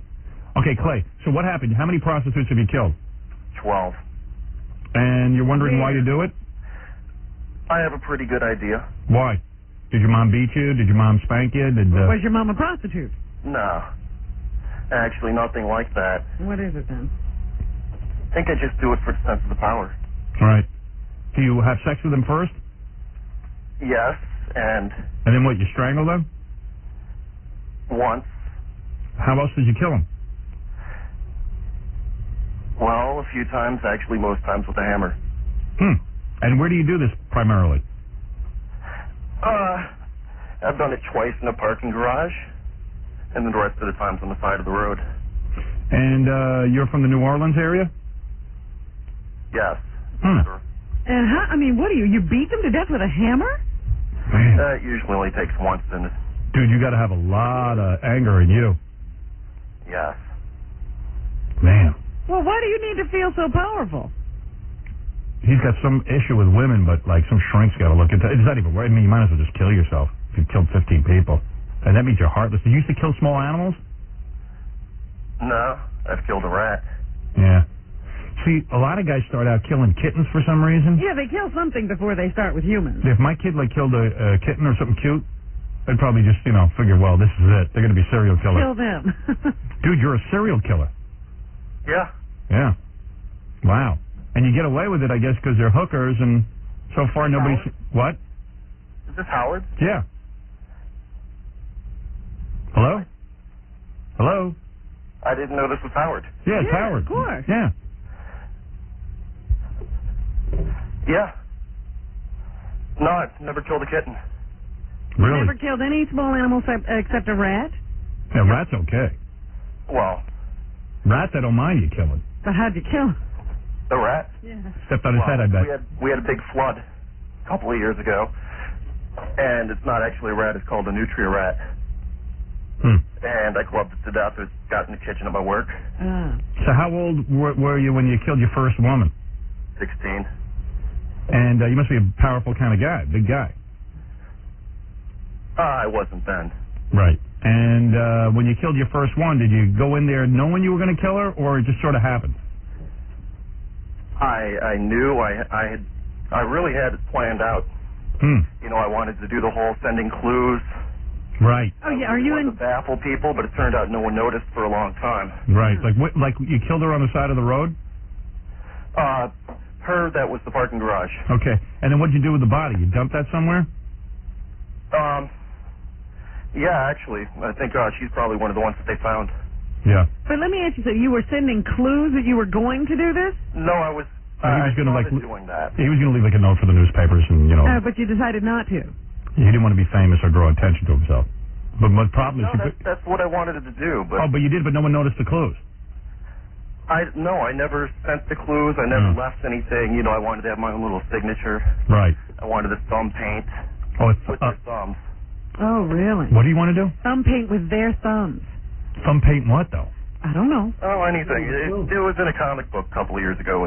Just seemed like a good idea. Like you take the girl you killed, you dip her thumbs in paint, and then you do like a thumb painting? Yes. On a piece of paper? Yeah. Now, after you kill somebody, do you play with the body? Actually, the closest I've ever done to that is I always make sure I pay them and I make sure they keep their money. Oh, really? When they're still alive, but with one of them I did put the money in a compromising place. I see. But this one, you know, it had a penis. Oh, really? It was a guy. Yeah, I didn't know at first. So do you ever get, do you think the reason you're so angry is because you were abused or something? No, I wasn't abused, Howard. Where's your family? You got a wife? I mean, you got a mom, a dad, a wife, children. You got any of that? I've got a couple of kids, but no wife. Not married to the mother. You're a white guy? Yeah, Howard, that's pretty funny because the only suspect they had when they started finding the bodies was a black police officer. Oh. Turns out one of them was associated with them. Oh, really? Are you on drugs? I've done acid a few times. But nothing heavy. So after you killed the first 60-year-old, like you finished. No, I was 16. Oh, that's right. I'm sorry. She was. All right. So you finish with your sexual gratification, and then you. Not always, no. Not always.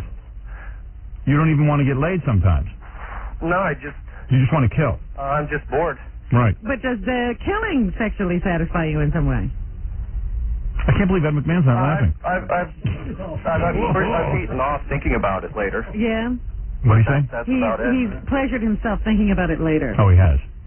Okay. Now, how far apart are these murders? Like, do you murder and then, like, you feel satisfied for a while? I don't even understand why I do it, Howard. I don't know if I ever get any satisfaction. But how often? The gather anywhere was the same night. Really? You killed two people in the same night? Yeah, but I went to Mississippi for the second one. So there's no pattern to how many weeks or days between murders? No. Are these mostly white chicks or black chicks?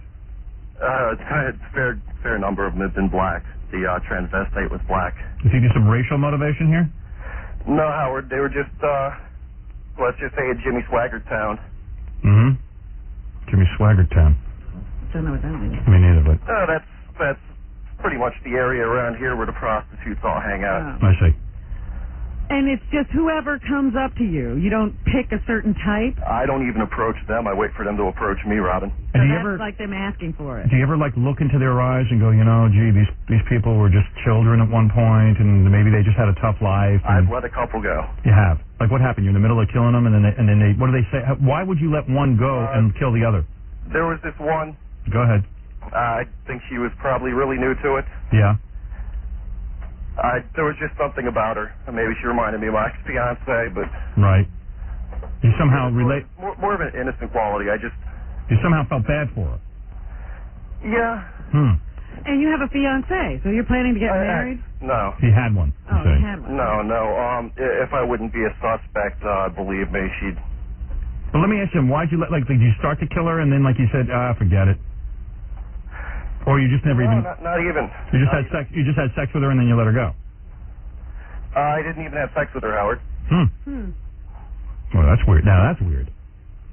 I mean, he just really felt sorry for this. I don't know what she was doing what she was doing, but. Are you a big fat mess? But she got off lucky. Are you a big fat mess, or are you like a fairly good-looking guy? I'm not a big fat mess. I wouldn't call myself good looking. I don't know what I'd call myself, Howard. Right. Do you have a decent job and all that stuff? Sounds like a bright guy. Not decent like you have. Yeah, well, we got ridiculous jobs. He get these. I don't even know that I'd call this a job. You know what I mean? This is not a normal It's a job. made-up job. Yeah, this is a job that's totally useless. You know what I mean? Like, nobody really needs it. It's a scam. To me, a job is like something like, a UPS driver is a Yeah, job. it's a job. All right. Not now. Thank you, Ed. Maybe this is a UPS driver. Ed laughs, but he has no job either. All right, so, this is always but you weird. do work every day and stuff like that. This is always weird, but I'm bringing, at least we can sort of get into the mind of a guy who serial kills. I think he's 100% on the level. So you killed your first woman. When was the last time you killed? It's been a few months. Right. Actually, it's been going on a year. You're like the Boston Strangler, man. Maybe I should option your story. So, what do you think you're going to do? Do you think you're going to kill yourself? Do you think that Are you going to kill again? Can you stop this? If I killed myself, I'd miss the next Batman movie. Right. You don't want to do that. No. There's a fan. Actually, I'd actually kill myself to miss why that. would you want to stay for that? No, but in all seriousness, I mean, do you think that you could control this? Do you think you could stop? I think I have been. Oh, you have been for the last couple of months. A year he hasn't killed. Oh, a year? Yeah. Almost. So why do you think you stopped killing all of a sudden? I really don't know, Howard. Part of it had to do with my car broke down. Oh, no transportation. Seriously? That's the reason? Well, that was the reason for a month, but after that, I guess it was all self-control. Wow. So you don't want to do this anymore? No, he wants to do it, but he's controlling himself. Like, you want to kill women, right? Sure. Yeah. And do you like it? Do you enjoy seeing them struggle as you kill them? Actually, none of them really struggle. Do you hit them from behind, or do they see it coming? I can't get inside their minds, but let's just say I hit them. But, I mean, are you facing them? Yeah. Well, so you can see their face and everything when you do it. Yeah. The worst I've ever gotten was one tried to grab my neck. I've never gotten any of the claw marks or anything that are dead giveaways. Right. You must be very powerful. I wouldn't call myself powerful. Maybe intimidating. Mm-hmm. Why did you choose this method? I didn't, Robin. Like I told you, I really wanted to cut things up, mail things, send clues. No, she means why did you use a hammer? Do you think you... Because it was in a book I read. Oh, everything's come from cartoons somebody and else. yeah. When's the last time you got laid? Last week, Howard. Oh yeah, so you didn't kill that girl? No. Because she wasn't a hooker. No. Right. It's only hookers, though. A lot of serial killers are only into hookers because they know Easy. probably won't get caught, and B, they have some kind of anger toward hookers. Like, did you think your mom was a hooker or something? No, Howard. Your parents married and stay together and the whole thing? Yeah. Church-going people? That'll do it. Well, one of them, but... Yeah. Religious fanatics give birth to the most serial killers because they're so repressed. Yeah. So there's no way I'm going to talk you into giving yourself up or anything, right? No. I shouldn't even waste my time. I know I'm going to get calls after this and people are going to go, Howard, how come you didn't catch him? Has anybody ever been close to catching you? No. Actually, someone... Once when it was in the newspaper, someone joked to me, I know it was you, but, well, they were joking. Right. You think you might be gay? I hope not. Right, maybe you're a repressed homosexual. Were you ever molested? No. Do you have a lot of tattoos? I don't have any tattoos. I wouldn't do that to myself. Right. And do you get high before you do this? I've gotten pretty drunk before. Yeah. Little anal. Anal. Relax that sphincter. Well, I got to say, I wish you would die, but, you know, what can I tell you? Maybe this is sort of good that you're talking about it with me, and maybe it'll keep you under. Like maybe I can't get you to turn Maybe yourself it's in. like a valve, and he'll be able to go another year or something. Yeah, but maybe somehow you won't do it anymore. What about your kids? You want them living in a world with people like you? Hasn't really analyzed it that. Anyway, I mean. Yeah. It's kind of lonely though. You can't tell anybody about this. I'm the only guy you could. Am I the only guy you ever told about this? Yeah. Wow. I guess that's sort of an honor. I've told a couple of women, Howard, but they're dead. Yeah. Do you tell them first and then you kill them? Yeah. What do you say to them? Let me. Fun. All right. Let's see. Every now and then you can play the running game if you're out in the middle of nowhere, and we got a lot in the middle of nowhere down here. Right. So, in other words, let's say you're with a woman, right? A hooker. Yeah, Howard. And you say to her, okay, honey, you just had sex and everything. What do you say to her to torment her? How do you break the news to her that she's going to die? It really depends on my mood. Just give us an example. Well, if I wanted to, I could just say Baba Booey, but that would be pretty, No, come on, be serious. What do you say to him? I can say you're going to die. And then what do they do? I like to articulate a little more than that. Mm-hmm. Sometimes I ask them if they think it's dangerous doing what they're doing, if they're worried about things, and they'll laugh it off, and that just pisses me off. Right. And then you go ahead and you kill him. Yeah. All right. Well, there you go. Well, now we've shed no light on this. We don't know how a serial killer is made, and we don't know how to catch him.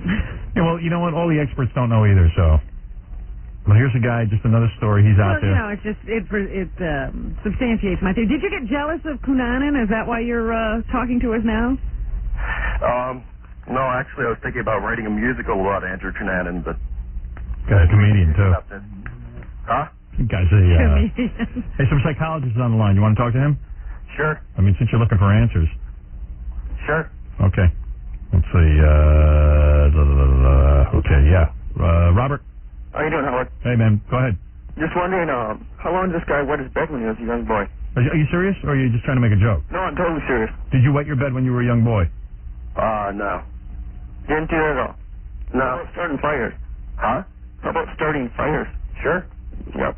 You did start fires? Yeah. How old were you? How old were you when you? For people that get into serial killing to start fires, wet their bed when they're young. Along with the mutilation of little animals, but he said he didn't do that, so. Right. That's kind of something that was missing. But fires was in your history, right?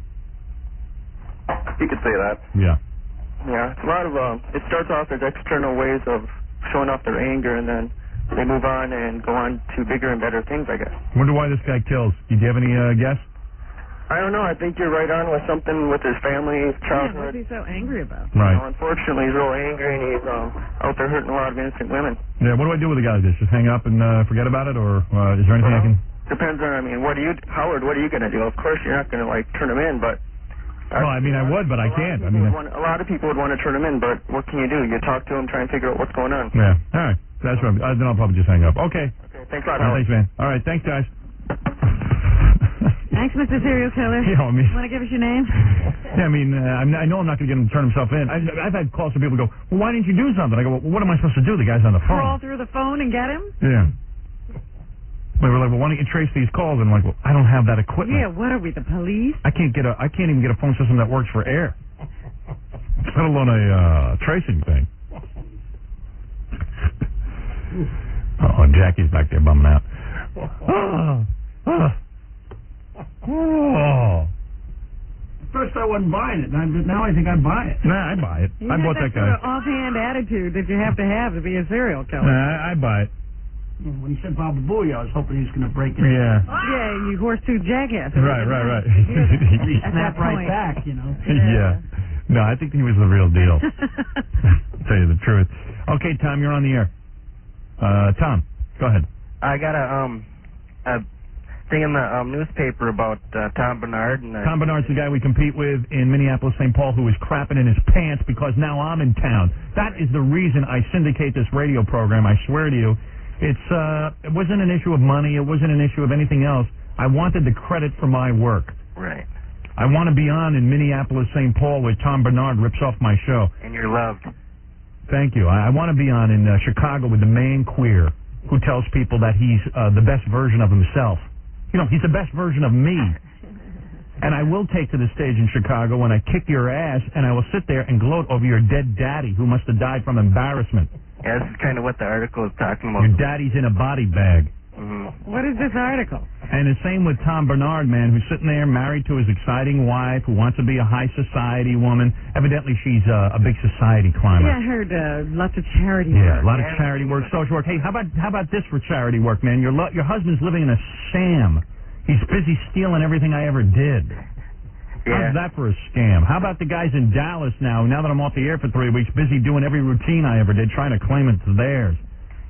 And they got to listen to half. How come they couldn't kick my ass when I was on in Dallas? Now they're all talking about that, and now they can kick my ass. They kept their mouths shut when I was at the Lex and Terry show. How about it? Yeah. All these guys, all these peckerheads, man, who think they're so goddamn hot stuff, none of them have done anything. And as soon as they get any pressure on them, they back off. That's right. And that's what this is about right here. What's that say? This is an article in the entertainment section of the St. Paul Pioneer Press. And it's one of those media's do's and don'ts things. Yeah. And the guy that wrote the thing says, this is a do, says, do wonder how happy our old pal, Mr. Bernard, was Friday, August 1st, after getting another panicky hotline call from station manager, whatever his name is, admonishing Bernard to watch what he said while Disney poobah Michael Eisner was in town. Yeah, let me tell you something. That's great. Disney owns that station that we compete with? Yeah. This guy is such a pussy, Tom Bernard. He does my material when Michael Eisner's not in town. When Michael Eisner shows up, he behaves himself. Yeah, he gets, then it goes on. Let me tell you something, man. Changes? I work for Michael Eisner. I work for the E! Channel. The E! Channel is now owned by Michael Eisner. And let me tell you something. They tried to sit me down, and they said, how are you going to adjust now that Disney owns the channel? I said, this is how I'm going to adjust. I'm going to do everything that I've ever done. Your chair. Well, yeah, I'm going to adjust my chair. You guys adjust to me. I don't adjust to you. You don't like it, I'll take my show elsewhere, or I just won't run it. Yeah. That's how I adjust. And that was the end of it. So then the guy from the channel came down, the new owners and everything. They came down to talk to me, calm me down. I said, you don't have to calm me down. Nothing's changing. I'm doing what I want to do, you prick. Call us insane clown posse. Yeah. Yeah, so fire me. You think I care at this point? I'd rather do, same in Dallas. They were like, well, we'll let you stay on until September if you don't bring up the fact that we're firing you. I said, oh, okay. Got on the air and told everybody they're firing us, and let's send Stuttering John down there. Hey, man, so fire me. What do I care? Yeah. Who cares at this point? Keep your mouth shut and let us do our business. Who wants to live a lie, man? How do these guys sleep at night? How does Tom Bernard sleep at night, man? Knowing that they steal everything I do. Yeah, I don't know. Little pricks didn't do anything to help radio or do anything cool for radio, man. All they did is sit on their fat asses until I broke some new ground. Bunch of fat, lazy pricks, right, Ed? Hey-o. Right. Hey, Al Rosenberg's cool. Can you imagine? Al Rosenberg is not cool. Yes, he is. You're right, sir. I seen his cracking his ass for 2 years on that FX show. Yeah. You miss it, don't you? Poor Al, man. We love that man. But the thing goes on. No one, not even Eisner himself, can tell Bernard what to do or not to do. Oh, yeah. That's him talking. Unless they've got solid research to prove it'll sustain. No, I'll tell you who tells I'll tell you who tells Bernard what to do. I do. When I create it, he does it a week later. Yeah. You write it down verbatim. Yeah. And then all right. On air, Bernard explains. Who cares? Thank you. All right. On air, Bernard can explain all he wants, but soon he's going to have no listeners. Yeah, he got like 3 hotline calls within a month. Guarantee you the guy is off the air in a year. Because he can't take the pressure. He can't take the pressure. We have people already planted inside that radio station. The guy's cracking. He went out on the golf course with some clients. Yeah. And he evidently threw down his clubs and said he was under a lot of pressure. Yeah.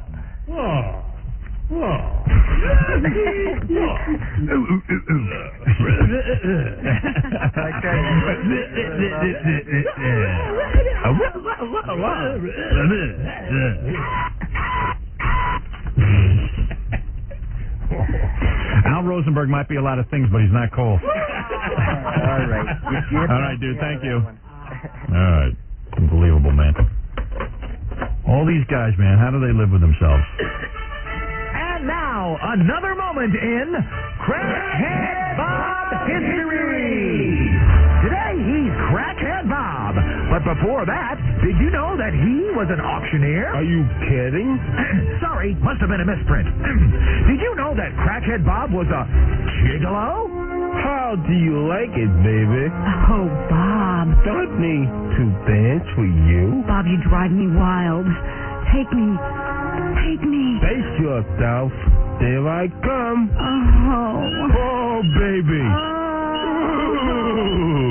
Another moment in Crackhead Bob History. I need a cigarette on the Howard Stern Show.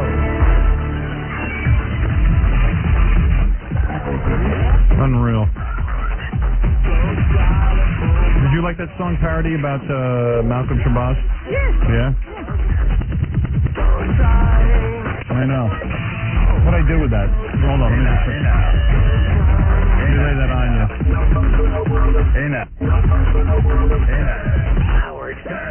I got so many tapes in front of me, I can't even find my...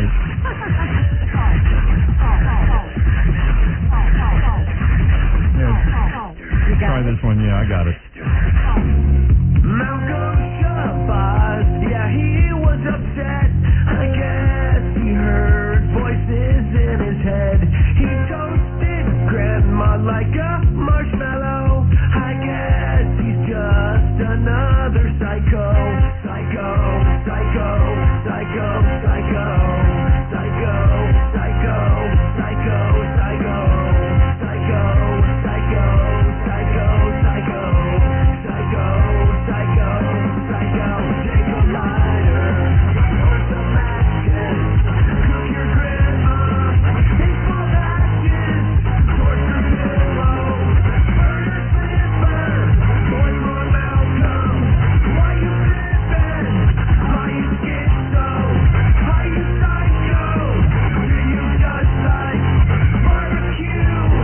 I love the fact that they photographed him with that big garbage bag over his head. That's the best. I love that. That's what he deserves. Yeah. Hey, you want to hear something weird? What? So all the guys who work for the E! Channel, I'm talking about like, DePace and Gump and Ganji and Einziger, they have to take I think it's a 1-hour class in sexual harassment. Really? Yeah. Why? Because that's the E! policy. They're going really? they're going to a sexual harassment class. You guys got to tape that. Hey, guys, come on in here. When do they go? I don't know, but they're taking a sexual harassment Take class. Jackie with them? It's a how-to course. Jackie would flunk. Is that because they did something? Or No, it's just because, like, in general, they have to make them sensitive to sexual harassment in the workplace. And Gump, because he's in the Marines, Yeah. Gump's already taken, he had to take, like, a 3-day course in sexual harassment. Where's Gump? He's probably still in the room. Oh, you get him, because he's already taken a class. Someone has to work the show. Yeah, well, why don't you send somebody in there who don't have anything to say? Gump's already taken the class, at least. Hey, Gump, because you're a Marine, don't you have to... You had to take like a 3-day sexual? No, it's 8 hours long. Oh, 8 hours? Yeah. How long's the E sexual harassment class? 90 minutes. 90? Yeah. Oh, 90 For minutes. Marines, they need a day. You know why E has that? E is all run by women and Yeah. stuff, and they just force Well, guys. how's the one guy going to sexually harass somebody at E? At E, forget about it. If anything, the women should take a sexual harassment because they emasculate everyone. Poor Einziger walks around in a dress. I mean, it's unbelievable. What's going down with that? When are you guys having your class? Eric and I are doing it today. So am I. You have a choice of today or tomorrow. When are you going? Tomorrow. How come? Stuff to do But today. you want to be with the other guys? Because it'll be funny. Safety in numbers. I'm almost thinking of going with you. Should bring some strippers with us. Is it a video, Howard, or is it a live teacher? Live teacher? Live, yeah, there's I guess a lawyer. Oh, do you have role playing and stuff? Yep, they do like a mock Really? trial. Does DePace have to get in a dress? No, we're gonna go have a liquid lunch first. And Yeah. Check your tampons before you go. No kidding, man. Boy, that's the emasculation of all men. I mean, if you don't know what sexual harassment is, I mean, what are you, a moron? Of course you know what it is. How do you... yeah, right. Is the teacher a chick? DePace can't pass a driving test. Oh, please. How about if it's a great chick with nice cans? Yeah. And you start sexually harassing her in the middle of the class. On the way in. Hey, honey, can't you take off your bra? We can mellow out here. You're saying DePace would know DePace has no ability to pass a driving test? That's not true, Robin. Gump, what was the 8-hour class? Like, who taught it, a chick? No, they have usually somebody from the Navy, like either... yeah, those guys know. Some guy, the tail hook and guys. Yeah. Exactly. And they'll run a whole bunch of different videos, then they'll talk about it, then they'll run another... Like they show you examples of sexual harassment? Exactly. Like give me an example of sexual harassment like they show you. Well, they'll put up like two women in an office. And Are they hot? No, not at all. Pigs. Yeah. Because they want to show you even pigs can get sexually harassed. Right. No, these are the women they're sexually harassing a man. Oh, yeah? Reverse it. Oh, yeah, that happens a lot. Exactly. Yeah, in your dreams. Anyway, they're hanging up this poster, some beefcake kind of guy, and like Oh, please. somebody feels really uncomfortable in the office. Some guy feels uncomfortable? Yeah. Oh, please. Yeah. Give me a break. Oh, man. Howard? Yeah. You're being a little sexist on this. You know, it's just not the guys have to go. Redzinski has to go too. I think she should go. She's been sexually harassing me for years. She's after Jackie all the time. Yeah. There's the girl who needs it. It's good to have a chick with nice cans at one of those things. Yeah, when is she going? I'll go to her class. I think she's going today with us. Is she? Why don't you come? Yeah, maybe I'll go. Why don't you guys tape it? I'd love to hear it. I don't know if they'd let us, but Really? we can ask. That could be cool. I think we're sort of afraid that we're going to laugh at some of the things because... You know who put you up to that? Because Fran Shea. What's the whole company? It's not just us. Yeah, but Fran, that's probably her idea. She loves that crap. Well, yeah, did anything happen at E to make this a necessity? Not that I know of. Probably the job. Can you smoke weed during it so you can relax? We should bring Jackie. Yeah. Jackie, you need to. Hey, seriously, man, Jackie? All the people. Jackie don't know what sexual harassment means. I know what it is. I just don't get There isn't a girl in this building he doesn't hump every day. And Al, you too. You ought to go, even though you're not working. Al's another guy who's a little too touchy-feely. You know what I mean? It's a fine line, you know, because sometimes you have some fun flirting, and the next thing you know, you're up on sexual harassment charges. Who knows? I say there is no way to teach that. Because, like, women don't even know what it is, so they think they're being sexually harassed. Right and wrong, you know, you feel it. So, You say anything. It's right and wrong. You say no to Jackie, and he keeps coming. Right. You know you want it. You know you want it. No means yes. Love it. Yeah, I read her book twice. So what time? What is it? You know, on one or two occasions over the years, Yeah. I've mentioned to Jackie that, you know, just trying to help him out, that maybe, hey, that might not be the thing to say, or Hey, mind your something like that. And he gets all pissed off. He goes, come on, they know I'm kidding around. Get off me. You're just sensitive because you have press. What fun is it coming to work? That's right. That's the perk. Danny, you're on the air. Yeah. Yeah. No, I had to go in one of them classes for sexual harassment. Yeah? Yeah, and they have to teach you how to, like, because I was working on my job, and I asked the girl out, and she's like, filed sexual harassment with me, right? Yeah. So then I went, and they made me go to this class. They almost fired me because of it. I went and I took the class at a local college over here in Long Island. How many hours? I had to take like a 5-hour course. Yeah. That's not as bad as the Navy, but it's pretty bad. Well, you get a break in the middle, so you know, total 5 hours. They give you 2 hours, take a break, and then, you know. But I took the class, and Was it a hot chick who teaches it? no, it was like Get to the S word. Oh, listen. Hey now. So like the lady wasn't hot. She was like a pig who taught it. Yeah, she was like old. She was like 40, you know. Wow. Yeah, that's old, man. Yeah, it is. Not old enough. Yeah. Can you at least masturbate during the breaks? She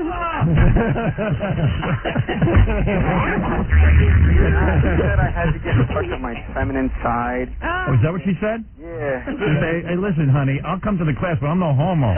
He's still trying to identify. All right. I like to imagine they tell the pace to get in touch with his feminine side at the class.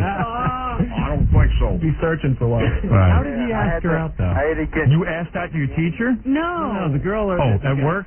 Charges. How did he ask her out, though? Like, what did you say? Nothing. I just said, hey, how you doing? You know, I was talking. I worked with her for a couple months. Yeah, she was pretty good looking? Yeah, she was hot, man. Okay, so go ahead. I'll be the chick. Show me what you did. Nothing. I was just like, hey, man, I've been working with you for a while, you know, all this other crap, and you're a pretty romantic guy. yeah. Hey, I've been working with you. What kind of job is I that? told her she was hot. I said, yo. I want to know what kind of place you're hired him. hot. All right, so you went up to her and you said, hey, I've been working with you a long time. Then what'd you say? Nothing. And I asked her. Hey, you're hot. Why don't we go out to dinner? Is that bad? Well, she was wearing a nice dress and her ass was sticking out. Yeah, I mean, what is she looking for? And you're telling me you can't do that? I mean, what is up with that? And then women wonder why they don't get asked out. I've seen women every day. No one asked me out. Well, yeah, because you're going to put us up on charges, you bitch. I'm serious. No. I don't know that this guy wasn't hanging all over. I don't know, man. He sounds okay to me. Very uncomfortable. What, we're going to put the guy in jail because he you ask a girl out on a date? No, send him to a class for $5. Yeah, great. So what happened? I went, I asked her out, and then it was like around 10 o'clock. I took my lunch break, right? Mm-hmm. And then, like 12 o'clock, my boss comes up to me. Were you sexually harassing this woman? You know, this and that. You mean you took her out? Yeah. And she, Yeah, you took her out to lunch. She went and she called up her lawyer before she told my boss. No. And she went to lunch with you? No, he went to lunch after asking me. Oh, I see. When I went to go punch out for lunch, and told me, "Are you sexually harassing this woman?" Because she called her lawyer before she called. What kind of work do you do? Huh? What kind of work you do? I'd rather not say. I mean, what type of work? Sensitive. Well, I do office work. All right. Jeez. Man, I tell you, it's pretty frightening. Yeah, you guys better go take that class. So what did you learn from your class? Nothing. Nothing. Because he didn't do anything wrong.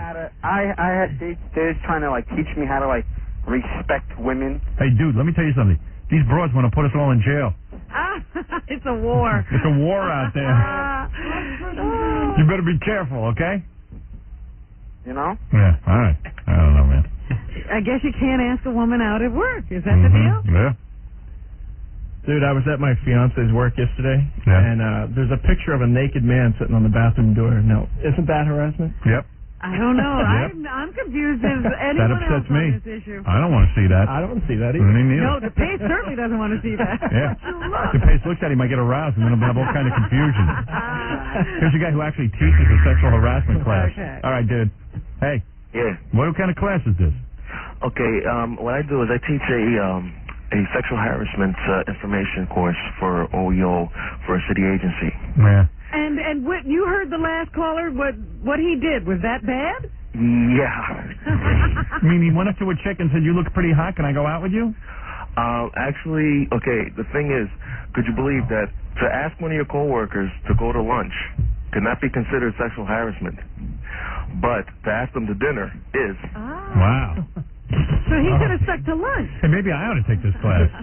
Yeah, I think you should. Actually, Hey, can you imagine this is going to solve the problem? Yeah, let's go to work. Excuse me, I'm attracted to you. Can I take you out to dinner? And then next thing you know, you got to go take a class, and you're going to be threatened, and it goes on your permanent record. Well, I mean, for crying out loud, man. And then of course, if you're a good-looking guy, chick goes, "Oh, the hottest guy asked me out." What if the women approach the guy? Oh, that's, Yes or no? That's wrong too. That's also could be considered sexual harassment. Oh. You know what we guys have to do? We have to start filing charges against these women. What is proper conduct between men and women in the workplace? You could go up to a chick and say, "Hey, honey, I think you look hot. I want to go out with you."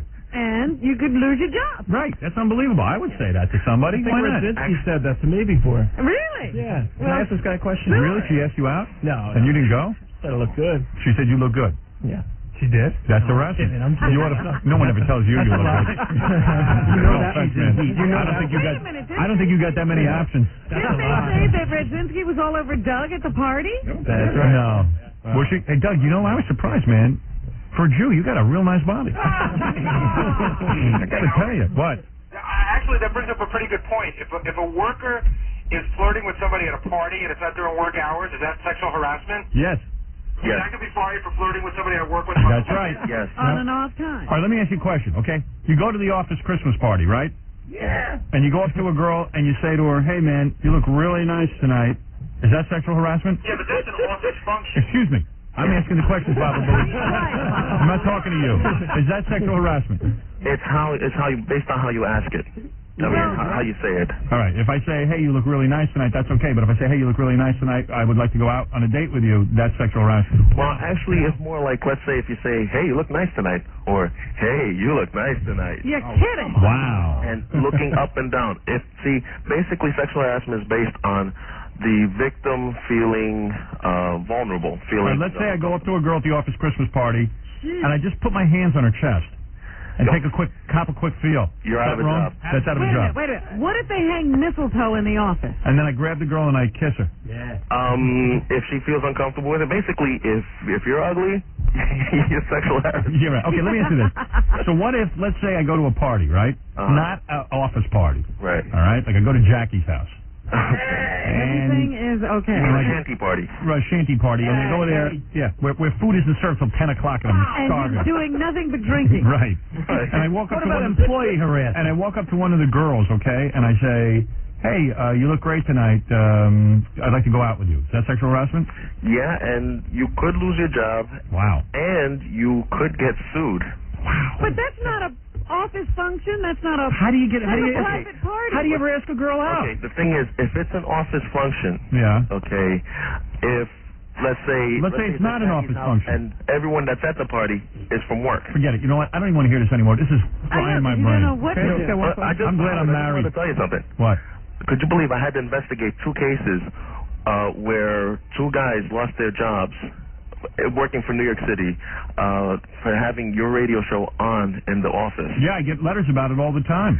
And how about a kid in 6th grade just wrote me a letter? He was reading Miss America, got suspended for 2 days. Yeah, now mind you, I feel bad because I have to prosecute. Right. And meanwhile, I'm a fan. Right. And is it wrong to listen to this show in an office? Yeah, with me, I have my headphones on. Right now, I'm sitting in an office full of people, and... Okay. Yeah, I agree with that. Yeah, go ahead. Now, what about it in our office if we're watching show tapes? It's our job to watch the tape, and it's sexual, content of the show, and another employee from the back of the office not working for the show walks over and hears or even sees naked girls. Is that sexual harassment, us doing our job and seeing, Actually, in that office of yours, I guess you got a whole different set of rules. Yeah. I'd say if you're here and you know the show, then you better be up for everything. You know what I mean? Isaac always walks into my office when a videotape's playing and says, "You're the only guy in America who's allowed to watch us at work." Here's a dude that got arrested for sexual harassment. What happened to you? Arrested? I bet you didn't. got arrested. Yeah, what did you say to the girl? What's that? What happened? You were at work and you said something to a girl? No, I called up an ex-girlfriend of mine. I left her a message. Yeah. And she said it was obscene and vulgar, and she had me arrested. I had to come in. They fingerprinted me. They mugshot. What did you say? I just said, honey, you look great, man. I want to come over there and get you. Yeah. And she I wanted to get a little booty call, and she had me arrested. Oh, you busted your booty. Oh my God, this is unbelievable. This makes me sick. It's disgusting. The laws that they have today that protect women are totally against the men. Yeah. And the attitude of the companies is that before getting a lawsuit for not pursuing it, they'll rather lose you. Yeah, right. The company's just like, hey, let's get rid of this guy. He's trouble. I never what is had it? a record in my whole life until she came along and just had me arrested. I had a clean record. We had such a weird incident at our company Christmas party about 3 years ago, but going the other way, there were these 2 women that worked here, and they were sort of dry humping each other, and they sort of fondling each other's, upper bodies and stuff. And a couple of guys were watching the stuff, and nobody really said anything, but I mean, look what they were doing. That's sexual harassment. I mean, could we have gotten in trouble for that if we'd have said anything? It sounds like you get in trouble for anything. You can't even have fun anymore. If we'd have said, wow, that's... hello, you look nice today, or, you look nice today.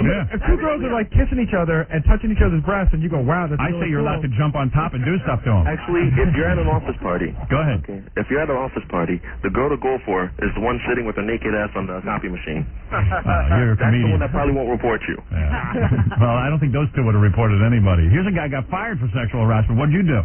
Oh, man. I was working in a gym. I'm a personal trainer. Go ahead. And this girl was working out, right? Go ahead. And she looked pretty bad. And then she went in, she takes a shower, she comes out, she's got makeup on and everything. She's walking by, and she looked great. And I go, wow. And she turns, and she looks at me, and she goes, what'd you just say? And I go, well, you look pretty good, with makeup on and stuff. Right. And she took it the wrong way. 5 minutes later, the head guy's downstairs, and I get fired. Oh. Wow. No questions asked. Oh, my Just to God. tell her she looked good for wearing makeup. You know what this is, man? This is a way for ugly girls to get even with the world, dude. That's all this is. That's what's going on here. I don't think ugly girls are the only ones who file these suits. 9 times out of 10 there are, Robin. I've researched. What did you say? Most of the cases that I investigate. Go ahead. There's no such thing as ugly girls and good-looking girls.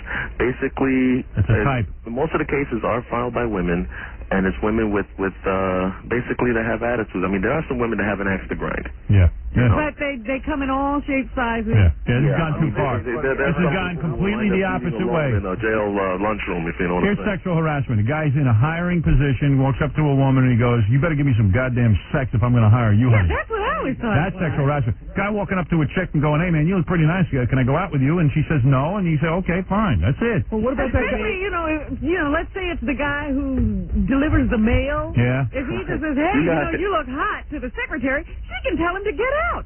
Then this is the first time anyone ever told her she looked hot. What about that poor guy who was just talking about the Seinfeld episode? Hey, look, what I saw on TV that's last night. ridiculous. And sleep with me or you're fired. That's sexual harassment. That's it. The case closed. This is Actually, ridiculous. you'd be surprised. But anyway, listen, I have All right, to go I now. got to go too, okay? I just want to say hello to all the employees of the New York City Housing Authority. All right, thank you. All right, bye. All right.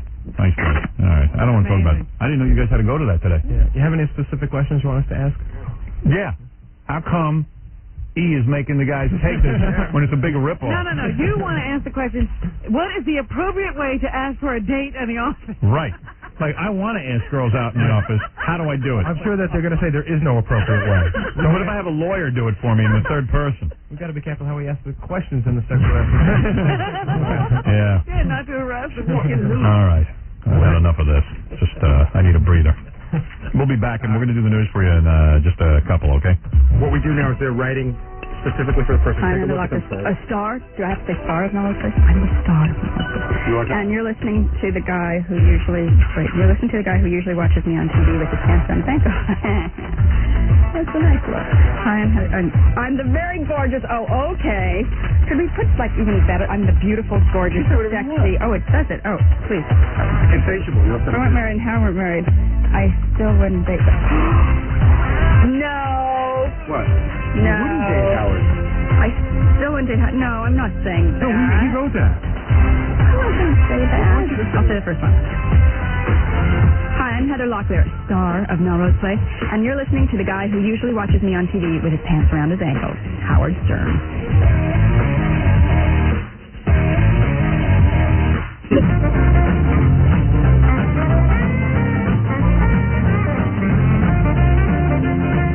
Both is what you're saying. While he's singing, I could. All right. All right, Breath Assure. This is a great product. You've heard about Breath Assure. Ed, you might want to listen to this. Let me tell you, Breath Assure is now the #1 selling breath freshener in the entire country. #1. We brush, we floss, we gargle, but sometimes that just isn't enough. You need the confidence of Breath Assure. Breath Assure gives you fresh, clean breath for hours and hours. Breath Assure is a tiny, all-natural capsule that you swallow. Breath Assure is #1 because it doesn't mask bad breath. It gives you clean, fresh breath for hours from the inside out. And guess what? Now there's dual-action Breath Assure D with digestate. Does your tummy ever feel bad? Well, now new Breath Assure D is all-natural, and it contains chamomile, ginger, and true licorice to help your tummy feel better. Tummy. Breath Assure and new Breath Assure D. Don't breathe without it. You can find Breath Assure at Rite Aid, CVS, Duane Reade, and other fine stores. Breath Assure. 92.3. You're listening to The Howard Stern Show.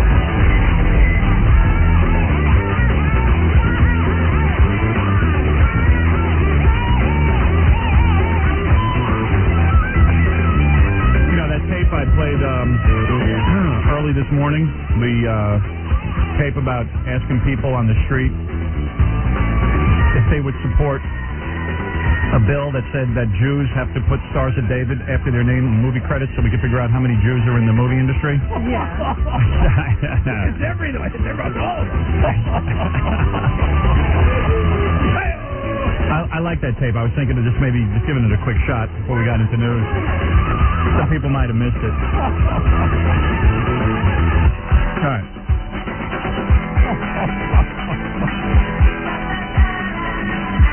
Just thinking that song. 5-Apart soundtrack. Isn't that it? 5-Apart soundtrack? Yes. Yeah. That's what I thought. Got a little confused, all right? Here's Dean. He's our intern. He goes out, right? Says to people on the street, hey, man, there's a senator who was trying to pass a bill so the Jews have to identify themselves. Would you sign a petition to endorse Senator McKenna's recent bill to require all Hollywood producers to put the Star of David after each Jewish name in any and all credits so it would be apparent to the movie-going public the incredible abundance of Jews that have infiltrated this part of our media and culture? What are you talking about? Did I tell you I was in a hurry? It's the stupidest thing I ever heard. It's slowing me down. So you wouldn't sign a petition? I don't even know what you're talking about, and I wouldn't sign anything that sounded remotely like that. You wouldn't sign a petition that would put the Star of... This is crazy. Okay, thank you very much for your time. You're welcome. You can stop for the question because I don't want to hear the question and I don't want to answer it. Okay, you wouldn't sign a petition? I don't want to answer the question. Are you kidding? No. This is a real bill? This man should be shot. So you wouldn't sign it? I certainly wouldn't sign it. That's going back to the days of Hitler, isn't it? No. Are they going to put an Italian flag next to each other of the other names? No. So that we know who's Italian? No, and just who's the Jews. Irish? And who's Austrian? And who's Spanish? Of any kind of descent? It's easy about that. Right. And who's French? I mean, is that not ridiculous? Yes. You would? And why is that? Because I'm Jewish, number one. I came from Russia 17 years ago. But they said all Jews were smart. And I didn't understand for me, Jewish, the most important people in the world. No, I wouldn't. Okay, why not? I'm not interested. Not interested? No. I'm not because I'm not feeling good. My nose is burning me. Your nose is burning? Yeah. What's wrong with your nose? My nose is burning me, so I'm not interested. That's a tough question because it depends on what the Star of David is representing, though. Because see, I'm Rastafarian. You know, as I say, I consider myself, I speak for myself. I see the Star of David as a different meaning than the Jews think of it, but it's in a sense it's all the same. You know? What's the meaning for the Rastafarians? Well, I'm not gonna speak on that right now. Not now. If you want to know, you can read about it. I speak on that. So some people would support the bill having the Jews identify themselves, and some vehemently said no.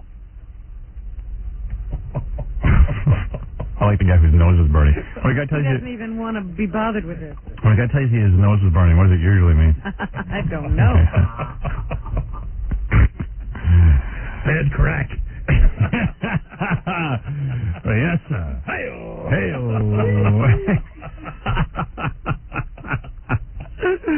Bad crack. My nose is burning.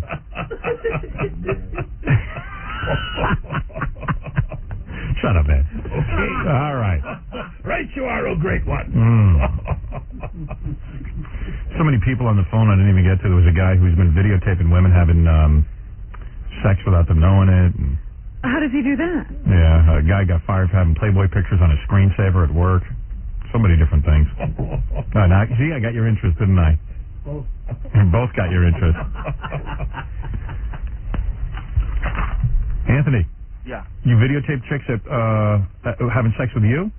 Yeah, sure. Who's It's Howard. Okay. Hey, what's up, guy? No, what do you do? My Yeah. office. Hold on. Here. Okay, go ahead. Close the door. Yeah, you better close both doors. So what do you do? Like, you get them into the bed and then you hide the camera somewhere? Basically, I wrap up the camera in a towel and just with the lens part out. And then when they come into my bedroom, I don't let them really get a view of that way. I kind of stand in front of it and block it Right. until they're on the bed. Right. And then what do you do? Well, we have, various sessions and we'll play fantasy games. I called yesterday because I thought it was pertaining to yesterday more. It seems to pertain to every day on this show. Fantasy games. Yeah, right, exactly. So, Right. the one that I have is one of a spanking episode that she is a bad girl because she came home and forgot her book. So I play the daddy and... Send us all of them. No, don't send it because this is wrong. You shouldn't do this. Oh, yeah. No, Well, it is legal because one person knows that the it is tape legal? going, yeah. All right, then send them to me. Is this illegal? What? Is that illegal? No, it's legal. Robin's saying it's legal. I have to think there's something wrong with it. It's not fair, but the law says Right.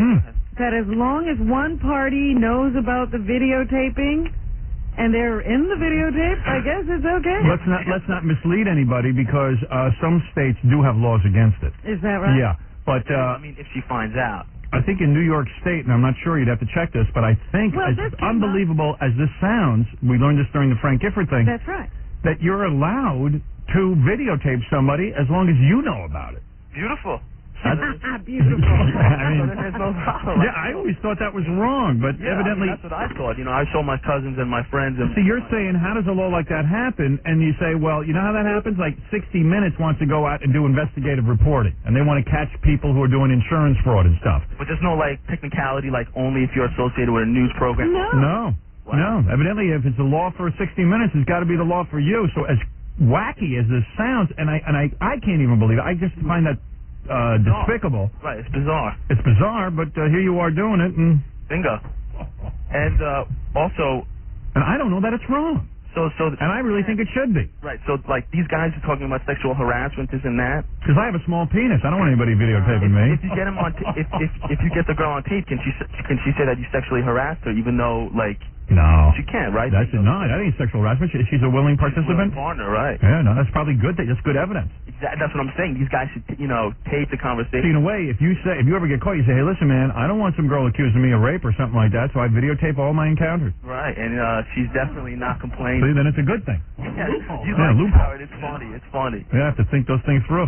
Yeah. I'd like to see that. Well, Dominic says he knows the law on this. This is the bloated attorney. I'll come down one morning and show you guys if you really want. Yeah, I want to see it. Dominic, hi. All right, so you're pretty close. In most states, it's illegal.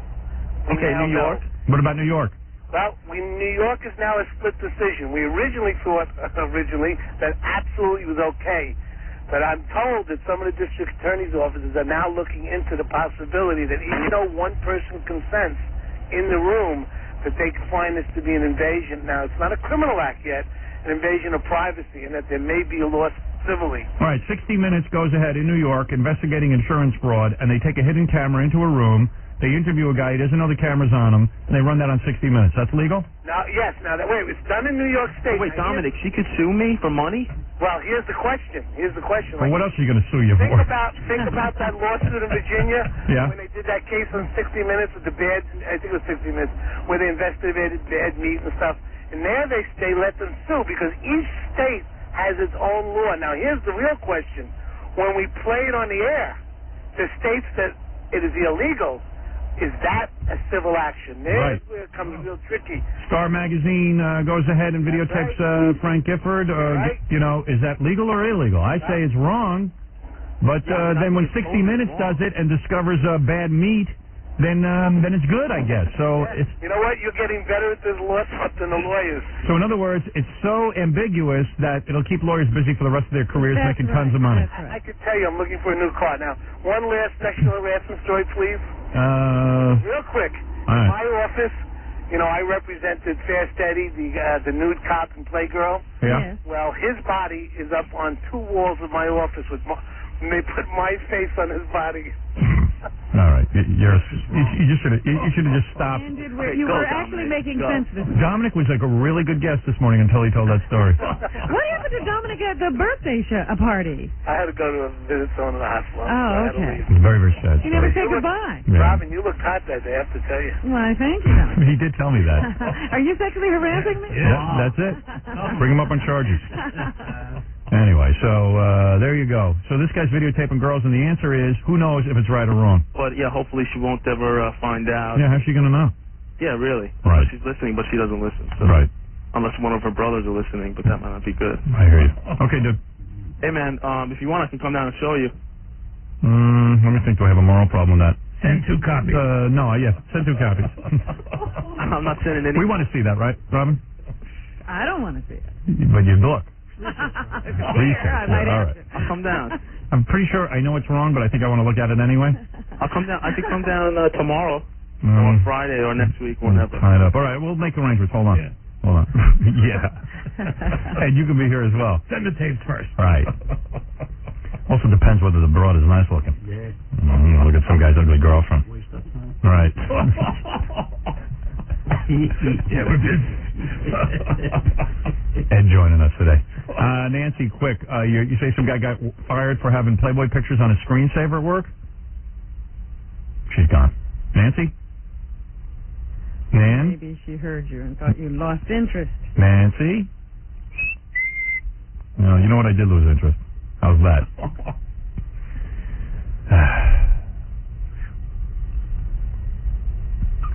Melrose Larry Green's having a rally in Dallas. Friday. Why are you telling us? I don't know. He wanted to get on, but he's gone too, so forget it. All right, so we pretty much went through everyone. Yeah.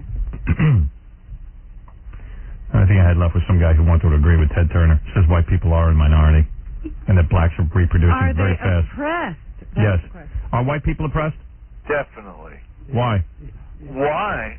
I'm a 45-year-old white Anglo-Saxon male who's been in the workplace since he's 17, been passed over for jobs because I'm white, and black people get the jobs, Latinos get the jobs. And we are losing our production because we don't reproduce and have social programs supporting us, such as the black... No, I don't want to get into this now. It's bringing my head down. Angry. Yeah. Another cocktail. Nothing sadder than a white guy who can't figure out how to make a living. Wait a minute. Yeah, they're gonna blame the blacks. Like the blacks have something going on. Take it all. Yeah, they're taking it all, boy. I tell you. Hey, anyway, want to hear something weird before you say this is news in a way, and this concerns you. Guy calls me up, doesn't want to come on the air, tells me that he works like in a pharmacy or something. He tells me that there is a main computer. You talk about invasion of privacy. He starts telling me which celebrities have herpes, because they have herpes medication, and it goes into a main computer, and you can look it all up if you work in a pharmacy. Is that right? It blew my mind who has herpes. Blew my mind. Yeah, I got to tell you some names off the air. I don't want to say it on the air because God forbid this guy's full of it, but there's only one way to test it. He tells me that, like, he can tell which person gets which medication and all this.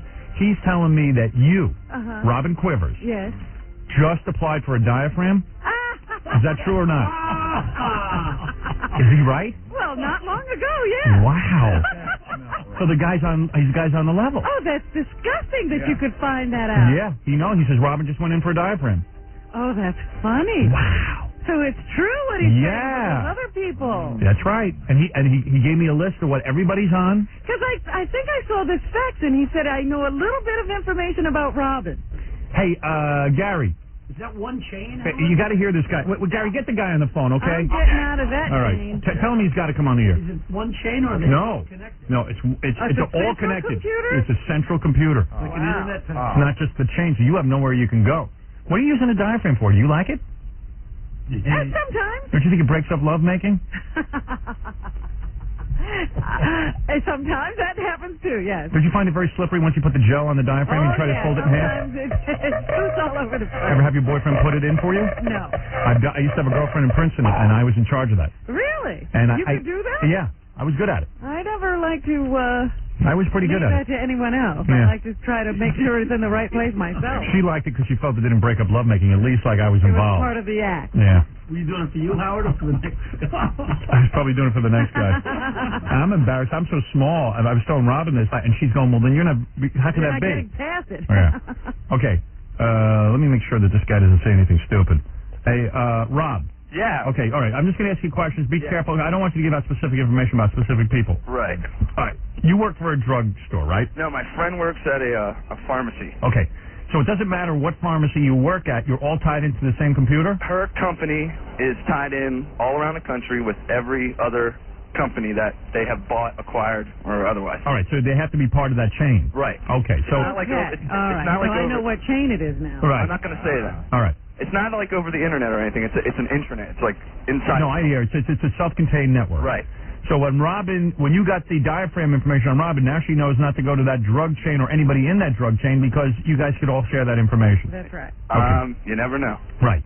But So there's other things. All right. Now, don't mention the celebrities. Right. But mention some of the things you know about them. Like one female celebrity that you told me has herpes. Yes. All right. Very good. You know her. And I know. I read the name. I know who you're talking you about. like her. I do too. That's right. I know you do. All right. Then Not there was anymore. Right. Wow. That changed my whole opinion. Won't ever be touching her, huh? Right. And then what about some other? You think her husband knows? I would hope so. Jeez, I ought to tell me. He's married. Well, I feel obligated now that I have information. It's not your business. All right, I won't say anything. I'm not going to say who it is. I could be your pharma CIA hole. You're not kidding. And so, when did Robin apply for her diaphragm? This was a couple of weeks ago. Right. That she got it. Right. No, it's been a couple of months. Oh, really? Yeah. I guess it showed a up in the... little late then. No, he knew. But one guy is, well, he's on sleeping pills, somebody. Right. Another famous actress, younger, she has heavy acne medication. Yeah. Heavy acne medication. I know who that is. And another actress, she's on Fen-Phen. She recently had a baby. Yep. There. And, she's trying to lose some weight. Yeah, he's got every... Look at the kind of information. And I have all this information. Yeah. And I can keep it coming to you. All right. Please do, because I love it. Yeah. You got to give me the hotline. As a matter of fact, there's one person on there who's on my scumbag list. I might just... It might just fall out of your mouth. Yeah. Accidentally. Right. Well, I was going to say the Fen-Phen story. I know who it is because Mike Walker told me that one. Right. Well, I might tell Mike Walker all this stuff. Hey, thanks, dude. All right, man. All right, bye. Well, I guess I will be using that chain. Yeah, that's what I'm trying to tell you. That's disgusting. Yeah, and you got to be aware of, that's why, the little drugstore on the corner sometimes is the way to go. That's the way to do it. I have for a long time sort of supported the idea, anyway, of, like those small video stores. I get the sad. mom and pop operations. Hempstead, Long Island used to be a really cool place to shop. It was all little mom and pop stores, and I always got kind of sad when I saw the malls come in and everything. I always got sad. Always thought that was kind of the end of all privacy. Shut up, Ed. It is. Yeah. But even small hardware stores and small drugstores a lot of times become part of these chains too. Yeah, well, that's what he's saying. They own a lot that you don't even know. So because they're little independent that they stores. own is in this central computer. And that information get into the wrong hands. I mean, it's in that jerk's hands. Imagine what everyone else. Excuse me, you can't hide the information. If you're part of an... Where's Ed McMahon? He stepped out. Can he just talk? Okay. All right. What did you say? No one wants to hear from you. Okay. All right. They're all tied into insurance. If you have insurance, they'll be calling the insurance company if someone has access. Like I said, where's Ed McMahon? Okay. That's a white Mr. T. All right. Yeah, bring back Mr. T. How is Mr. T? Does he still have cancer? He was supposed to be recovering, but I haven't heard anything. That's called the drugstore guy. He'll know. Feeling much better, Howard. Feeling much better. You better hope he lives. The only impression you do. It'll be a retrospective. I heard they changed his name to Mr. C instead of Mr. T. Is that true? Okay, let's go to the news with the beautiful Robin Quivers, who is dressed in a provocative outfit today with a tight-fitting... Oh, that's right, sexual harassment. But it's radio. Can't I describe what Robin's wearing? I thought you'd just say, well, we just learned she has a diaphragm. What is that, leotard? You robbed That's me. just a little top. How often do you use it? You don't use rubbers? You use diaphragm? No, sometimes I like to have a little extra protection. Oh, so you use rubber and diaphragm? Sometimes. I don't know if I can handle you. And rubber gloves. You know what? A rubber and a diaphragm. Well, they're never mind. Can I just say something? My secret. Why are you using a diaphragm? I'm assuming your boyfriend's faithful and everything. Who knows? But he could have some disease That's or. not the point. I use a diaphragm for other reasons, and I'm not telling. Time of the month, right? Keeps everything. Is that right? Time of the month can't be. Saving the best part for her husband. Shut up, Ed. No, it's Mr. T, I think. Who is that? I think that was Mr. T. Raymond Burr. Raymond Burr. She just likes company. No. Explain to me, why the diaphragm? You got it. Oh, period? Yeah. You have to have sex during your period now? This is a woman who didn't have sex for 10 years. Now you have to have sex during your period? Every day counts? You're catching up. Look at her go. Catching up. Was that right? Yeah, I never knew that. Hey, how frightening was it the other day when Donna D'Errico, the star of Baywatch, said that she is on a medication that stops her period completely? Doesn't have one. That is weird. A lot of women said to me, that's weird. What was the drug she's on? Depo-Provera? Depo-Provera. Depo, I think it is. Depo-Provera. Is it? Yeah. I don't know what it is, but hey, it's great for a guy, but you've got to figure that's doing something to your body or doing something to your health. I can't, I just think whenever you stop something like that, you're doing major something to your body because you're throwing off the hormonal balance. Yeah, what about that? And you've got to continually medicate yourself. She says she has to have that shot every 3 months. Yeah. It's great for the guy. This is something that sticks in your body and just stays there for 3 months at a time. Doesn't your period sort of like when women stop? Flushes out your body. Yeah, and it doesn't keeps things regulated. And doesn't it also like keep you from growing hair on your face and Well- getting male characteristics? Obviously, she doesn't have that problem. No way. But So I'm saying, it's not causing her to become masculine. But I mean, even the patch freaks me out. yeah, that thing they used to put in your arm, what was that called? That was- Norplant? I thought those 3 little rods. Norplant. Like they were giving that to young black and Hispanic chicks who were just having couldn't take a babies. pill. Yeah, couldn't take a pill. They couldn't remember to take their pills, so they were doing that. But so that, what the hell? That's good. But I don't know. But now they got something for rich white women. Yeah. To keep husbands happy with money, I guess. I tell you, you take enough of that Doro Prepravin or whatever it's called, and I think you grow a penis. As you said, you have to be off of it for like a year, and sometimes in order to get pregnant again. You know, Yeah. like and it And the baby has 3 heads. seems to me that's got to be stored in your liver somewhere. Yeah, And yeah. You know, and that can't There you go. be good for you. Yeah, who cares as long as she's hot. Even with a penis. Even with a She'd penis. still be cute even with a penis. Is that what you're saying? Yeah, Screw that's not sexual gay. harassment. That's not gay. Okay, so we were going to do some Can news? we do a commercial? Because I want to Okay. find out who has herpes. All right. Oh, wait till you hear this. Oh, I got a great one for you. You really want to know? Yeah. Want to do your first story, and then I'll tell you who has herpes? All right. Hey, you son of a bitches, here's Robin Crimmins of the goddamn news, you miserable pricks.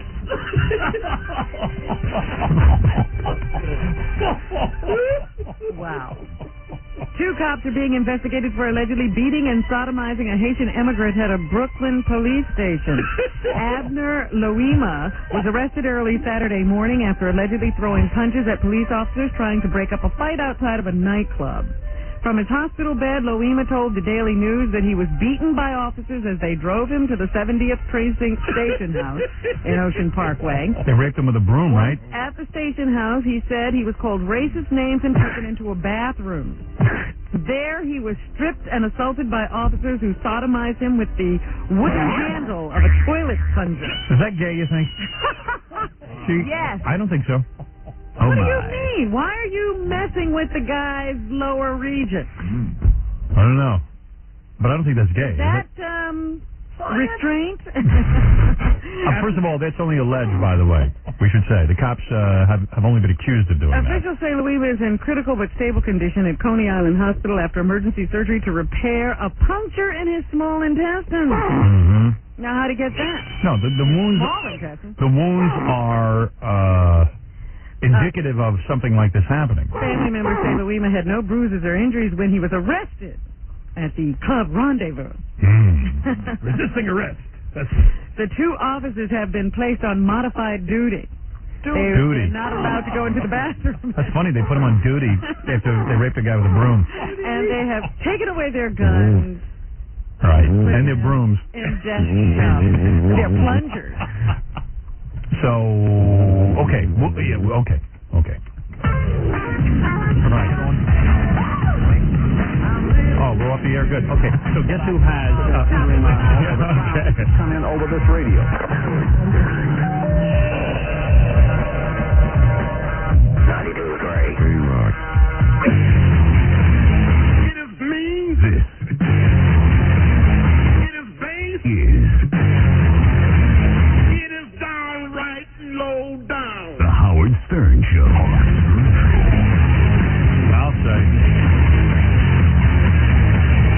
And I'm downright low down.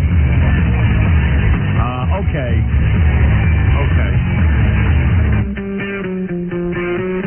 You know, when Malcolm Shabazz, the 12-year-old kid that lit his grandmother on fire, you know, they show those pictures of him with a big garbage bag on his head? Gary's telling me that under the garbage bag, they got him, you know when a dog bites someone and they put those huge... No, they put that huge collar on him. No, when a dog has surgery. Yeah, right. He won't eat himself. Yeah. One of those cones. They're saying that Malcolm Shabazz wears a cone so he won't bite anyone. That's what Gary says is underneath the bag. No, he's not kidding. I know. And Gary said he saw it on TV. Everything about teeth. Well, he knows everything about teeth. Teeth and his... Could Malcolm Shabazz be... What do you call that thing the dog wears? Collar. No. A Victorian collar. A what? A Victorian collar. And where did you see that? Now, Howard, this isn't the paper bag thing. This is the first time they brought him into court. They had this thing it fanned out and went all around his from his head on up, from his chest on up. And it was Would it be funny if we put Gary in one of those every day? What's funny about that? It doesn't look funny. How would I function? I'm just kidding. About as well as you do now. How would I function? Yeah. How would I function, Bull? I don't know how I'd do it. Oh, dear. That's funny. Baba Booey. Not as good as you do now. Why don't you have Gary lead a sympathy parade on the street and have a bunch of people wearing those things? So don't you have something to do? Would I be here? Don't you have to go join Johnny in Malibu? Overstay. Yeah, right.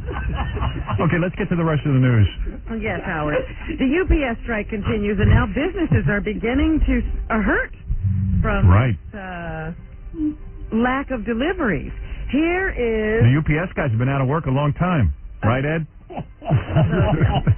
Here is... you may have already won. Pat Garbiras, who is the director of sales for Ultimate Pictures, which is some kind of a porno place. They say X-rated videos are on, production of new X-rated videos are on hold because of the UPS walkout. And the actors and actresses in these films aren't the only ones being affected. We have cameramen, gaffers, the lighting crew, video techs. Is this really a good example of people being hurt? Hey, it's a business. Yeah. Anyone that has anything to do with a production is going to find their work. Is going to find work very slim. Yeah, I guess the whole sort of sex industry gets hurt. Because, UPS... Did you realize it would be that deep? It would go that deep. Wow. I mean, people are playing with themselves to last month's filth. I can't get any. There's a tragedy. Well, there's a horror. Well, I'm just trying to tell you, people are hurting out there. I've been staring at the same filth for a month. That makes me so sad. The president says he doesn't see this as a national problem, that, he doesn't see... Because he gets laid more than all of us. Feel our pain. I don't feel your pain.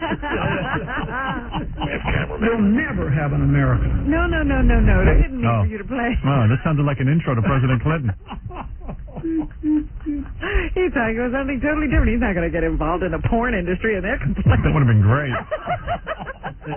Oh, forget about it. But they're saying that people are going to have to start laying off workers in other industries because they can't get deliveries, they can't do production. So we got a real problem. This UPS strike. What about mail order brides? Doesn't see it, however, as something he needs to step into yet. Right. And impose the Taft-Hartley Act. So yes, we'll just have to see what goes on. Taft-Hartley Act. We were talking about that book, How to Dump Your Wife. Maybe somebody who, is very smart should get it to Donald Trump. In the Daily News today, they say Marla is one of those wives who won't let go. Right. That's what they're claiming that she is, that she really doesn't want to be out of the marriage. Yeah, because she likes the lifestyle. And Donald's friends are saying, look, if you're smart, you'll just get on with your nice, agree to do whatever Donald says because he's ready to be very nice to you and do even better than your prenuptial agreement as long as you don't fight it. Right. But if you fight, he's going to come down hard That's on a tough one. So what would you do, Robin? Would you fight or would you be nice about it if you were the woman? Well, you got to figure, does she have a leg to stand on? None. She has a prenup. It's pretty solid. She better be nice. Say? Right. What did he do to coerce her into signing something she didn't need to sign? She can claim she's an idiot. Everyone believes that. Well, that would be true. Yeah. I'm as stupid as a wall. Your Honor. But they're saying it's not necessarily the cash that she wants. She doesn't want to let go of the Donald. Yeah, well, he's a catch, man. It's great to have broads fighting over you. So Donald is taking the case to court. Right. In an attempt, what is his rush? He wants to get out of this marriage. Well, yeah, he wants to be dating free and clear. Well, he already can. I'm sure he moved her out of the apartment while she was away. He was very smart. He backed up a truck and took her stuff. Yeah, and threw it out. I think he's already read that. But, yeah, they're saying she doesn't have much of a leg to stand on and that she better not fight too much because she probably is set to get something like $2.5 million, and he's certainly prepared to be very generous to his daughter, Tiffany, who is their child together. And he said even this legal wrangling will not make him take it out on his daughter. He will only zero in on Marla if she gives him a hard time. There you go. Who these people are who are talking for them. It's a whole bunch of stuff being talked about. What they're saying. Right. There's a baby-faced pimp who was just arrested by police. He's accused of using torture and intimidation to keep his stable of underage girls, including an 11-year-old runaway, in line. Wow. Linwood Stewart, who called himself Q, preyed on runaways and troubled teens, forcing them to sell their bodies. And when they didn't bring in enough money, there was hell to pay. A 14-year-old who worked for Stewart for several weeks told police he once tied her to a basement pole, poured baby oil on her, whipped her with an extension cord, and burned her with a cigarette before carving a Q in her upper arm. Why baby oil? So she'd burn better? I don't know. I mean, seriously, is that bad? I don't know. Hey-oh. Man, 11 years old. Turned him out on the street. That guy's going to rot in hell. Now, there's, A 17-year-old who had worked for Stewart for 7 months told police he beat her with a rope for taking too long with a client. Now, this guy might need a sexual harassment class. All right? He might need a sensitivity training class on top of that to boot. Send him with Einziger. That's Yeah. The police say that all the girls were in fear of him. He was brought down when a mother of one of the girls saw her daughter walking the streets and ran to the police and told. So that's how they caught up with the Q. I saw a neat little item in the news that they're holding an auction today for all. Did you see this? For what? For stuff they found on the subway. Like, whenever somebody leaves I don't know, a hat or a coat or a jacket or a hat. Umbrella. Did I say hat? Yeah, whatever. What do people leave on the 3 subway? bodies. They're going to auction all that stuff off today. Really? Yeah. And you are anxious to go down there and... Yeah, well, I might get some good bargains. You want to have somebody lift on the subway. Yeah. Just thought I'd mention that as a public service. Well, I'm glad you're so excited about that. Not me, but some people might not have, the means to buy some of these His things. underwear's almost new. I saw this story yesterday and I thought it was odd. A Manhattan teenager faces assault and gun charges. Right. After accidentally shooting 2 younger brothers. Yesterday I saw the story that said that these 2 little kids had been shot, had gunshot wounds, and their 19-year-old brother was in the apartment at the time. And I said, well, that's pretty odd. Well, it turns out that the 19-year-old is now being charged. Rayshawn Brewington was holding a pistol early yesterday morning when it went off, striking his 9-year-old brother Aaron in the shoulder. Aaron had surgery for his shoulder wound and is in stable condition. The slug then hit his 5-year-old brother Lonnie in the head, and he's in critical condition in Harlem Hospital. Yeah, I don't think he's going to make it, they're saying. Hey, this just in from the Mass Transit Association, a urine-soaked raincoat, 2 for $85. I'll take them both. Found on the subway. If you can get the urine smell out of it, that'd be a nice little buy. Leave it in, it's still a nice coat. Timothy McVeigh, the man who no one will steal it. The first one to be convicted in the Oklahoma City bombing, says he wants a new lawyer. Oh, he does. He tells the Buffalo News that his lead attorney lied to him about leaving the case once the trial was over. He was interviewed over the phone last night from his Colorado prison cell, and he tells the newspaper that the attorney refuses to relinquish the case. The attorney, meanwhile, who led the team of 14 court-appointed attorneys to defend McVeigh, says it's his obligation to represent McVeigh at least through the first appeal process. Gee, feel so bad for that guy. Timothy McVeigh, rotten hell. He was convicted in June of the April 1995 bombing that killed 168 people. He's been sentenced to death. I guess I'd want a new lawyer, too. He didn't really come out of that too good. McVeigh says Jones screwed up badly, but he adds he's not bitter. He says he only wants him off of the appeal. Yank his nuts off with a pair of pliers. Hey, you. A Hartford martial arts instructor is denying sexual abuse allegations involving a young female student. See? David Negron says... Negron? Yes. N-I-G-R-O? Negron. Negron. N-E-G-R-O-N. Is he black or white? That looks Hispanic to me. Negron. That's a Negro. Negron. He was arraigned yesterday on sexual assault charges based on the complaints of two female students aged 11 and 12. He owns and runs the School of Self-Defense where he teaches adults and children. He was a deputy sheriff in Hartford until about 2 years ago. According to the affidavit filed against him, he allegedly abused one student for several months, telling her she would never receive a red or a black belt unless she submitted to him. You ain't gonna get no black belt unless you submit. So there. She says, however, that the girl is upset with him and is just trying to get back at him because he kicked her out of his program. You're not gonna get no belt. I tell you that right now. You keep putting up a struggle, you're not gonna get no belt. And don't think about telling you more about this, because you don't get the belt. That's it. No belt for you. A man who worked as a babysitter in a public housing complex where he lived has been charged with sexually abusing 3 young girls. How shocking. A male babysitter being charged with something? Police in the city of Troy are asking any parents who live in the Phelan Court apartments to talk to their kids about whether they had any contact with 33-year-old Dennis Durant. Oh, a 33-year-old male babysitter. There may be other victims. Durant allegedly forced some of the children to perform sex acts, and he also fondled girls. Gee, a guy 33, a male babysitter? It's a career decision. You know, you only hear about the bad ones. You mean there are good 33-year-old male babysitters? Yeah. There must be. Yeah, they found one in Alaska. There's 1 to 2 good ones.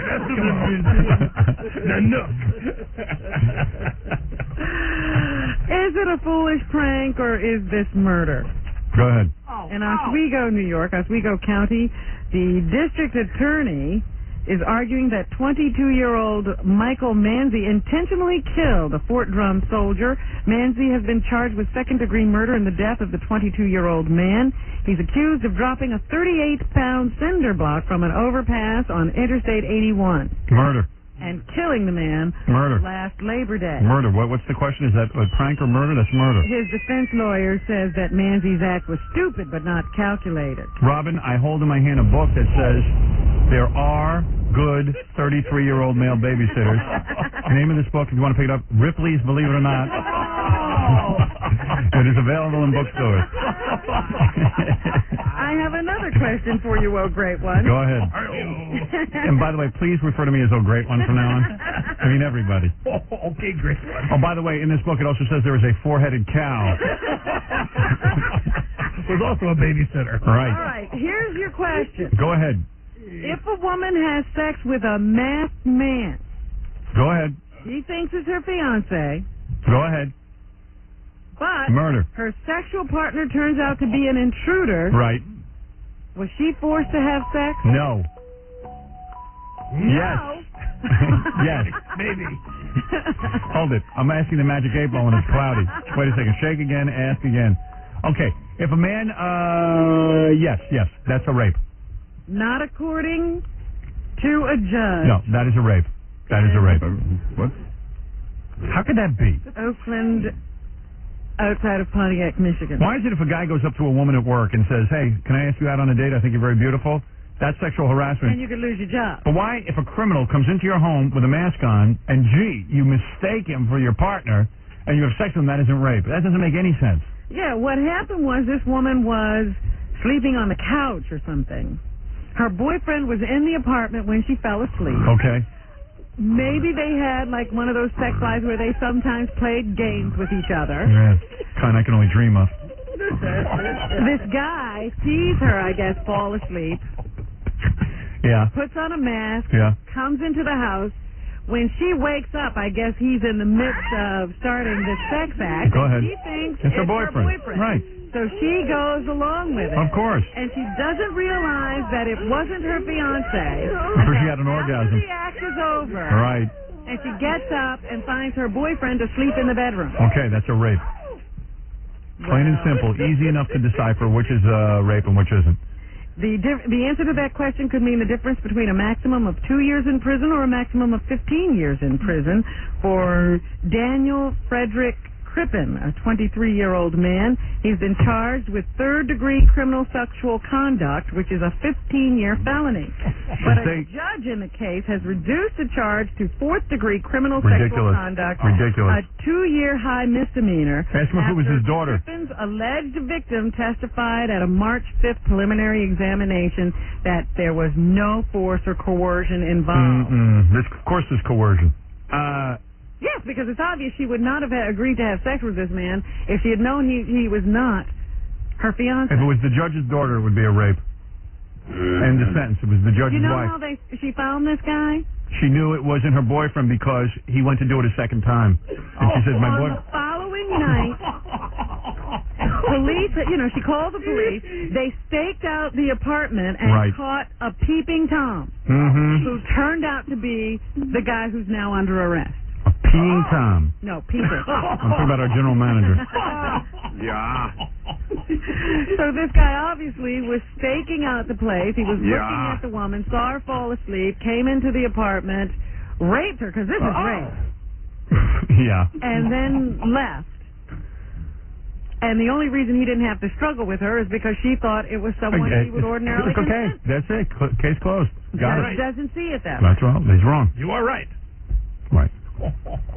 Can you imagine this? Remember the group England Dan and John Ford Coley? Yeah. Yeah, I remember them. They sang that stupid song, I'm not talking about moving in. They wrote that? And I don't want to change your life. Get down, Robin. England Dan. Oh, shut up, Jackie. Leave the show, for Christ's sake. Great song. England Dan and John Ford Coley. Get with it. Wake up. Well, then Jackie will understand this story. It's one of the worst songs ever written, aside from Kung Fu Fighting. A guy named Bruce Setzler, who lives out on Long Island, has been arrested for moonlighting as John Ford Coley. Why? Who would know? Why? Setzler stumbled into his illegal career last winter when he convinced a doctor who has a band that he was half of the old duo, England Dan and John Ford Coley. What a cool scam. Who had that 1976 hit. This scam worked so well it led to 2 or 3 paying gigs. The real Coley, who lives in California, says he was tipped off to the imitator by a booking agent, but only called the DA after Setzler allegedly bounced some checks while posing as Coley. The fake Coley now faces an October court date and could face fines and jail time. Wow, if you pick somebody obscure like that, no one will ever catch you if you don't bounce any checks. He just went a little too far. I'm going to pretend I'm Jackie. You'll never get caught. I'm going to pretend I'm Jackie. And I'm going to pretend I'm Flo from the Turtles. Imagining you. I think about you day and night. It's only right. You sound like them. We'd never get caught. But we wouldn't get gigs either. They don't either. I guess they do. I don't know. I've seen them. They're good. Yeah, where's Richard Nader when you need him? There have been, we're always talking about dogs turning on their owners and other sort of pets. Well, there are a couple of snake incidents in the newspapers lately. Yeah. Snake ate somebody's dog. I saw that. Snake ate a chihuahua. I hate chihuahuas. Boa constrictor. Bad dog. There's a snake in my pants. It wants to eat something. You're a chihuahua. And it don't want a chihuahua. It wants a woman. Dog. Yeah. The woman was all upset because the dog was her best friend and she's an old woman. Yeah, it wrapped itself around the dog and killed it and then ate it in one big gulp. You want to know what, honey? Get over it. It's called natural selection. Well, the owner of the boa constrictor wants his snake back. Stupid dog froze. Did you read that? Yeah. Dog saw the snake, could have run away. It's a chihuahua. What do you expect? An idiot. The Los Angeles Animal Shelter where the 7-foot-long snake is being held says a man picked up a permit application for the snake yesterday, but the dog's owner says the man shouldn't get the snake back. Why not? Said she'd live in horror if it was returned. Why? The snake's not hungry. In a separate incident in Anaheim, California, a 10-year-old boy is recovering after being attacked by his 65-pound pet python. What are people doing with these snakes? The 12-foot-long snake tried to bite off the boy's thumb as he gave it water. Here is a portion of the 911 call as his mother talked to the dispatcher. Cool. How large is the python? It's about 12 foot. Don't let go. Hannah, talk to Mama. Okay, buddy, Mama's gonna get it. It's okay. Is somebody helping him? Now, my 14-year-old boy trying to cut the snake. Yeah, what a bunch of idiots. Instead of calling 911, cut the snake's head off. There's more. Oh, my God. What's wrong with her? How old's the kid? 6? 10 years Oh, old. 10. What are you doing on the phone? They can't do anything on the phone. She's not gonna die, sweetie. Mama's not gonna let you die. Yes, she is. Okay, Simon, I know, baby. Be tough. You're being tough. You're being tough. You're coming through. You come. Excuse me. You have a kid trying to remove it. Yeah, he's trying to stab the snake in the snake. This is a big snake. Cut his head off. Watch your brother's hand. Well, the firefighters had to get to the house to cut the snake's head off to free the boy. And what happened? He lost his thumb? The snake's body continued to grip the boy's bleeding arm until paramedics shook it off. So the kid's okay? Yeah. Bunch of dopes. Keeping a big snake around little kids like that. Telling the kid to be tough. Yeah, you hear that? Yeah. Be tough. No, why don't you be tough, Ma? You're the one who brought the snake into the house. Put the snake and the mother in the zoo. Where they belong. What a dummy. Well, we're sitting here talking about animals. I wish the snake would have eaten the kid. Oh, Teach that woman a lesson. Would have been great. So she could have that nightmare the rest of her life. that's good. Yeah. Who keeps a snake? What is it, a python? 65 That was a python. The pounds? other one was a boa constrictor. Dopes. You know what a boa constrictor does? It squeezes you to death. Why would you keep that around your house? So does a python. Yeah. What are you thinking? They don't squeeze you to death. They suffocate you. Well, that's the same thing. No, they wait till you exhale and then they. Right, they squeeze. Same thing, man. Suffocate and squeezing is the same thing. He's just hungry. He's confused. Yeah. A little different Nobody's from fed him. food. Get him some food, will you? He might start squeezing us. All right. Ranch one. Ranch one. Here is Dorinda Ralliford, who is a New Jersey Division of Youth and Family Services trainer. She is now training new caseworkers to watch for signs of pet abuse. That is an indicator that something is wrong. The children have not been taught respect for life. The parent themselves may not have the control that is required. So she says if you see pet abuse, it may be a precursor to child abuse. No. So that's what she is now alerting caseworkers to look for. If you see something untoward going on with the pet, suspect that there's something else going on with the family as well. So we've got all kinds of pet news today. Yeah. Pets can kill you. Pets can also be an indicator that something is wrong with a family. Good. When Johnny, Johnny. It wasn't Gianni. You're right. Johnny. No, you're right, Johnny. Versace was rushed to a Florida hospital. We were talking earlier about that drugstore chain where they have a central computer and you can just tap into it and find out everything you want about people who are getting their prescriptions filled. Right. Well, when he was rushed to a Florida hospital last month after being fatally shot, he touched off a rush by hospital workers to their computer terminals. Now at least 10 workers at Jackson Memorial Hospital could lose their jobs. Typically, only those directly involved in a case can check a patient's file. However, in the case of Versace, a hospital spokeswoman says a gamut of employees took a peek at his preliminary medical records. The hospital knows who did because it put a tracer on the files early on. That's standard procedure for high-profile patients. And now those who looked have gotten a memo demanding an explanation, and the hospital says disciplinary action is pending. Cool. So your privacy is violated all the time. Yeah. There is no more privacy. Yeah. We knew you had a diaphragm from the guy who called up who works at the drugstore. And just imagine you have some, like you get a gerbil.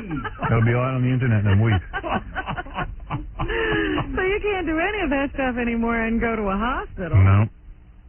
Damn. To really behave, everyone's big brother. I I guess so. Mm-hmm. The full autopsy report on the death of John Benet Ramsey is due to be released in Boulder, Colorado this morning. It's not expected to provide much new information, but could present headaches for investigators still hoping to close the case. They tried to keep that information out of the press because they still hope to make an arrest someday. Yeah. Don't hold your breath. I say we'll be living on Mars by the time they do that.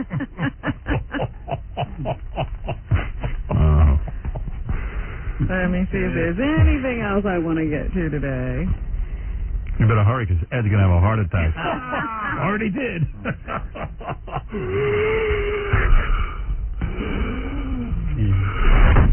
Oh, dear. Elvis Presley, of course, is still with us, in memory anyway, and on August 16th we'll be celebrating the 20th anniversary of his death. What a graceful way he went out. Tons of books. His albums still sell all over the world, and hundreds of thousands of people have visited his home in Graceland since his death. There'll be big vigils this weekend and lots of books. And a guy named Frank Coffey is the author of The Complete Idiot's Guide to Elvis. Here he is talking about We know a lot of idiots are into Elvis, so. Elvis's recording career. His recording career is just remarkable because the third recording he ever made, which is the second day he was ever in a recording studio, That's All Right Mama came out. And it's an unbelievable song. So in some ways, you almost can't explain genius. I mean, he had so little training, and he emerged with this full-blown talent. It's really a remarkable, amazing thing. Isn't it amazing how people think, like, singing a song is amazing? Yeah. That man is crazy. Really? And here is Coffey on Elvis's open sexuality and how it was ahead of its time. Elvis was, marrying, what is it, taking a 14-year-old into your home? Yeah, way ahead of its time. Talking her father into it was a trick. Yeah. Really about expressing emotion, and one of those emotions was sexuality. And I think it was revolutionary for a culture in 1954 that was dominated by kind of uptight Protestant values. Elvis was about freedom, and it scared people. Yeah, I'll say. Especially the woman who's breast he paralyzed by throwing a pool cue at it. That's pretty liberated. Elvis was a bloated, stupid, confused jerk who could sing. Hail to the king. And he sang okay. It wasn't great. He sang. That's all. And he made bad movies. He's like Garth Brooks. He's a third-rate singer, but he has a bunch of hillbillies who worship him because he at least has interaction with them. Shazam. Right. Michael Jackson is looking to become the next Elvis of Poland. I'm already the Elvis of Poland. Well, thank you, ladies and gentlemen. I'm Deke. He's already signed a letter of intent to build an amusement park in Warsaw, and now he's looking for a place while it's being built. The director of Poland's National Museum says Jackson is looking toward the future. He says Jackson is in the market for a home there that he intends to turn into a tourist attraction like Graceland after he's dead. The first Elvis of Poland was Helen Keller. They thought she was a genius. Yesterday you said something about Dodi Fayed and his finances. Yes. Well, they say today that there has been somebody running around claiming to be him. Who runs up tabs and doesn't pay his bills. That Dodi Fayed is not a man who welches on his bills. I'm Dodi Fayed. I'll take 100 lobsters, please. Charge it to Fayed. Charge it to me, Fayed. My Visa card. Jenny Wood. But they also say that the London tabloid The Mirror will be has reported that he dumped Daryl Hannah for Princess Di. That's, man's world. 3 days after he escorted Hannah to some gig, he was dallying with Di on the Mediterranean. Thank you. Thank you. I agree with you 100%. Guy's got a lucky penis. Must be in great shape. There's a big golf tournament this weekend, and everybody's expecting Tiger Woods to do very well. Didn't he do bad? I watched a Tiger Woods golf tournament the other day, last weekend. Really? And I think he was like last place. Am I crazy? Did anybody else see that? Didn't do good. No. Right? Mm-hmm. I have not been keeping track since he doesn't win everything. I have lost interest for the most part, but they say this one should be his. They say he's set to win his second major with the PGA Championship that is coming up this weekend. Here's Tiger. I don't know. Is he winning that much or what? No. He said it was stress, oh great one. Any guy who's driving the ball well has a good chance. Anybody. Because this is the type of golf course here, if you're driving it long and straight, it's really not that hard. But if you start spraying it, then you're in a world of hurt. You know, he's not black. That's what he says. Says he's not black. Realistically, he's now saying it's almost impossible to win all four of the really big golf tournaments. He's very happy to have won the Masters, and I think he'll do very well in this one. What would you call a black kid being followed by 100 white supremacists? I give up, oh great one. The PGA Tour.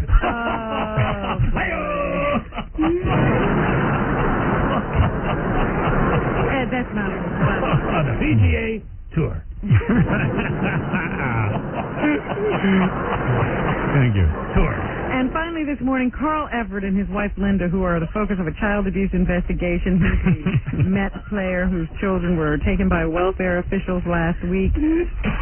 An investigation of the case has been going on, but they do not expect Queens prosecutors to file any criminal charges against that family.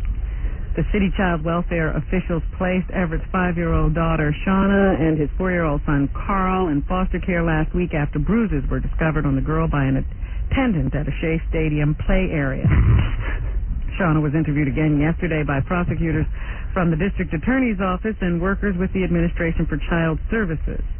But they had previously announced that she was afraid of her stepmother. All right. White supremacists. The Everetts are fighting to get the children back. PGA. So there you go. PGA Tour. PGA Tour. Do you know who Jill Eikenberry and Yes. That's the girl from L.A. Law. Michael Tucker are? The actress from L.A. Law, right? Cutest couple. And her husband, the little No. guy. She's cute. He was ugly. Kidnapping. I think she's darn cute. Well, then you know who they are. Right. They're in the paper, or somebody's talking about them in the paper today. In Neil Travis's column, apparently they go to spiritualist Deepak Chopra's place out in California. Yeah. And they do seminars where they talk about how tantric yoga has saved their marriage. Yeah, something must get her hot. Eikenberry explains that they have found her sacred spot. Mm. And that orgasm is now not an event, but an ongoing state of being. Mm. So there. I'll tell you one thing, if he grew 6 inches, it wouldn't hurt. I don't care what He would spot. have had marital problems. All right. But they found her sacred spot. Right. Denver. So that's what's happening. His wallet. Go look for your sacred spot. Okay, there you go, Robin. Thank you. Let's just remind everybody that there's a lot going on. Want to thank Mr. Ed McMahon. Thanks for bringing Al Rosenberg with you. You're welcome, oh great one. Well, we're supposed to be one segment has turned into many. Try to get me out of here, I dare you. All right. And by the way, Ed will be home sitting by the phone later if anyone needs him. Sitting by your phone. Jackie Penthouse Joke Page Martling has 2 disgusting and funny CDs, The Joke Man and Sergeant Pecker. Only $12 plus $4 shipping and handling. Also on cassette, buy 2, get 1 free. Call 1-800-323-KING. Next Monday, August 18th at the Westchester Broadway Theater in Elmsford, New York. And for information and filthy jokes, visit jokeland.com. Will Al Rosenberg be appearing anywhere, Ed? Right here. Right here. All right.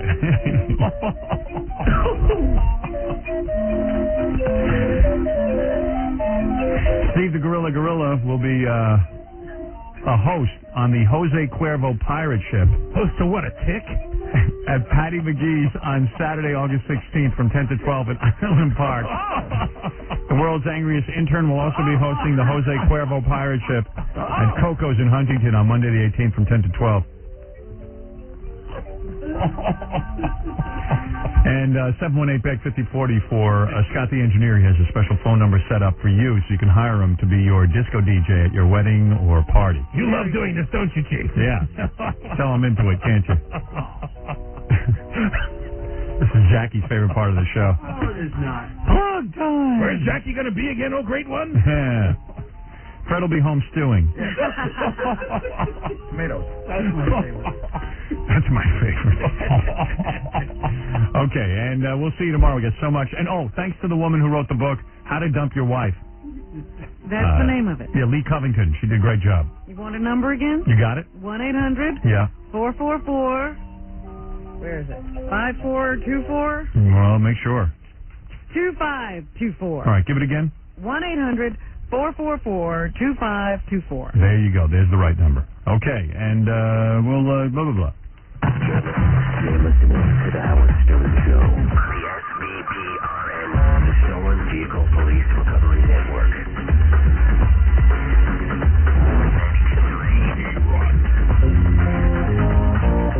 Is this FX?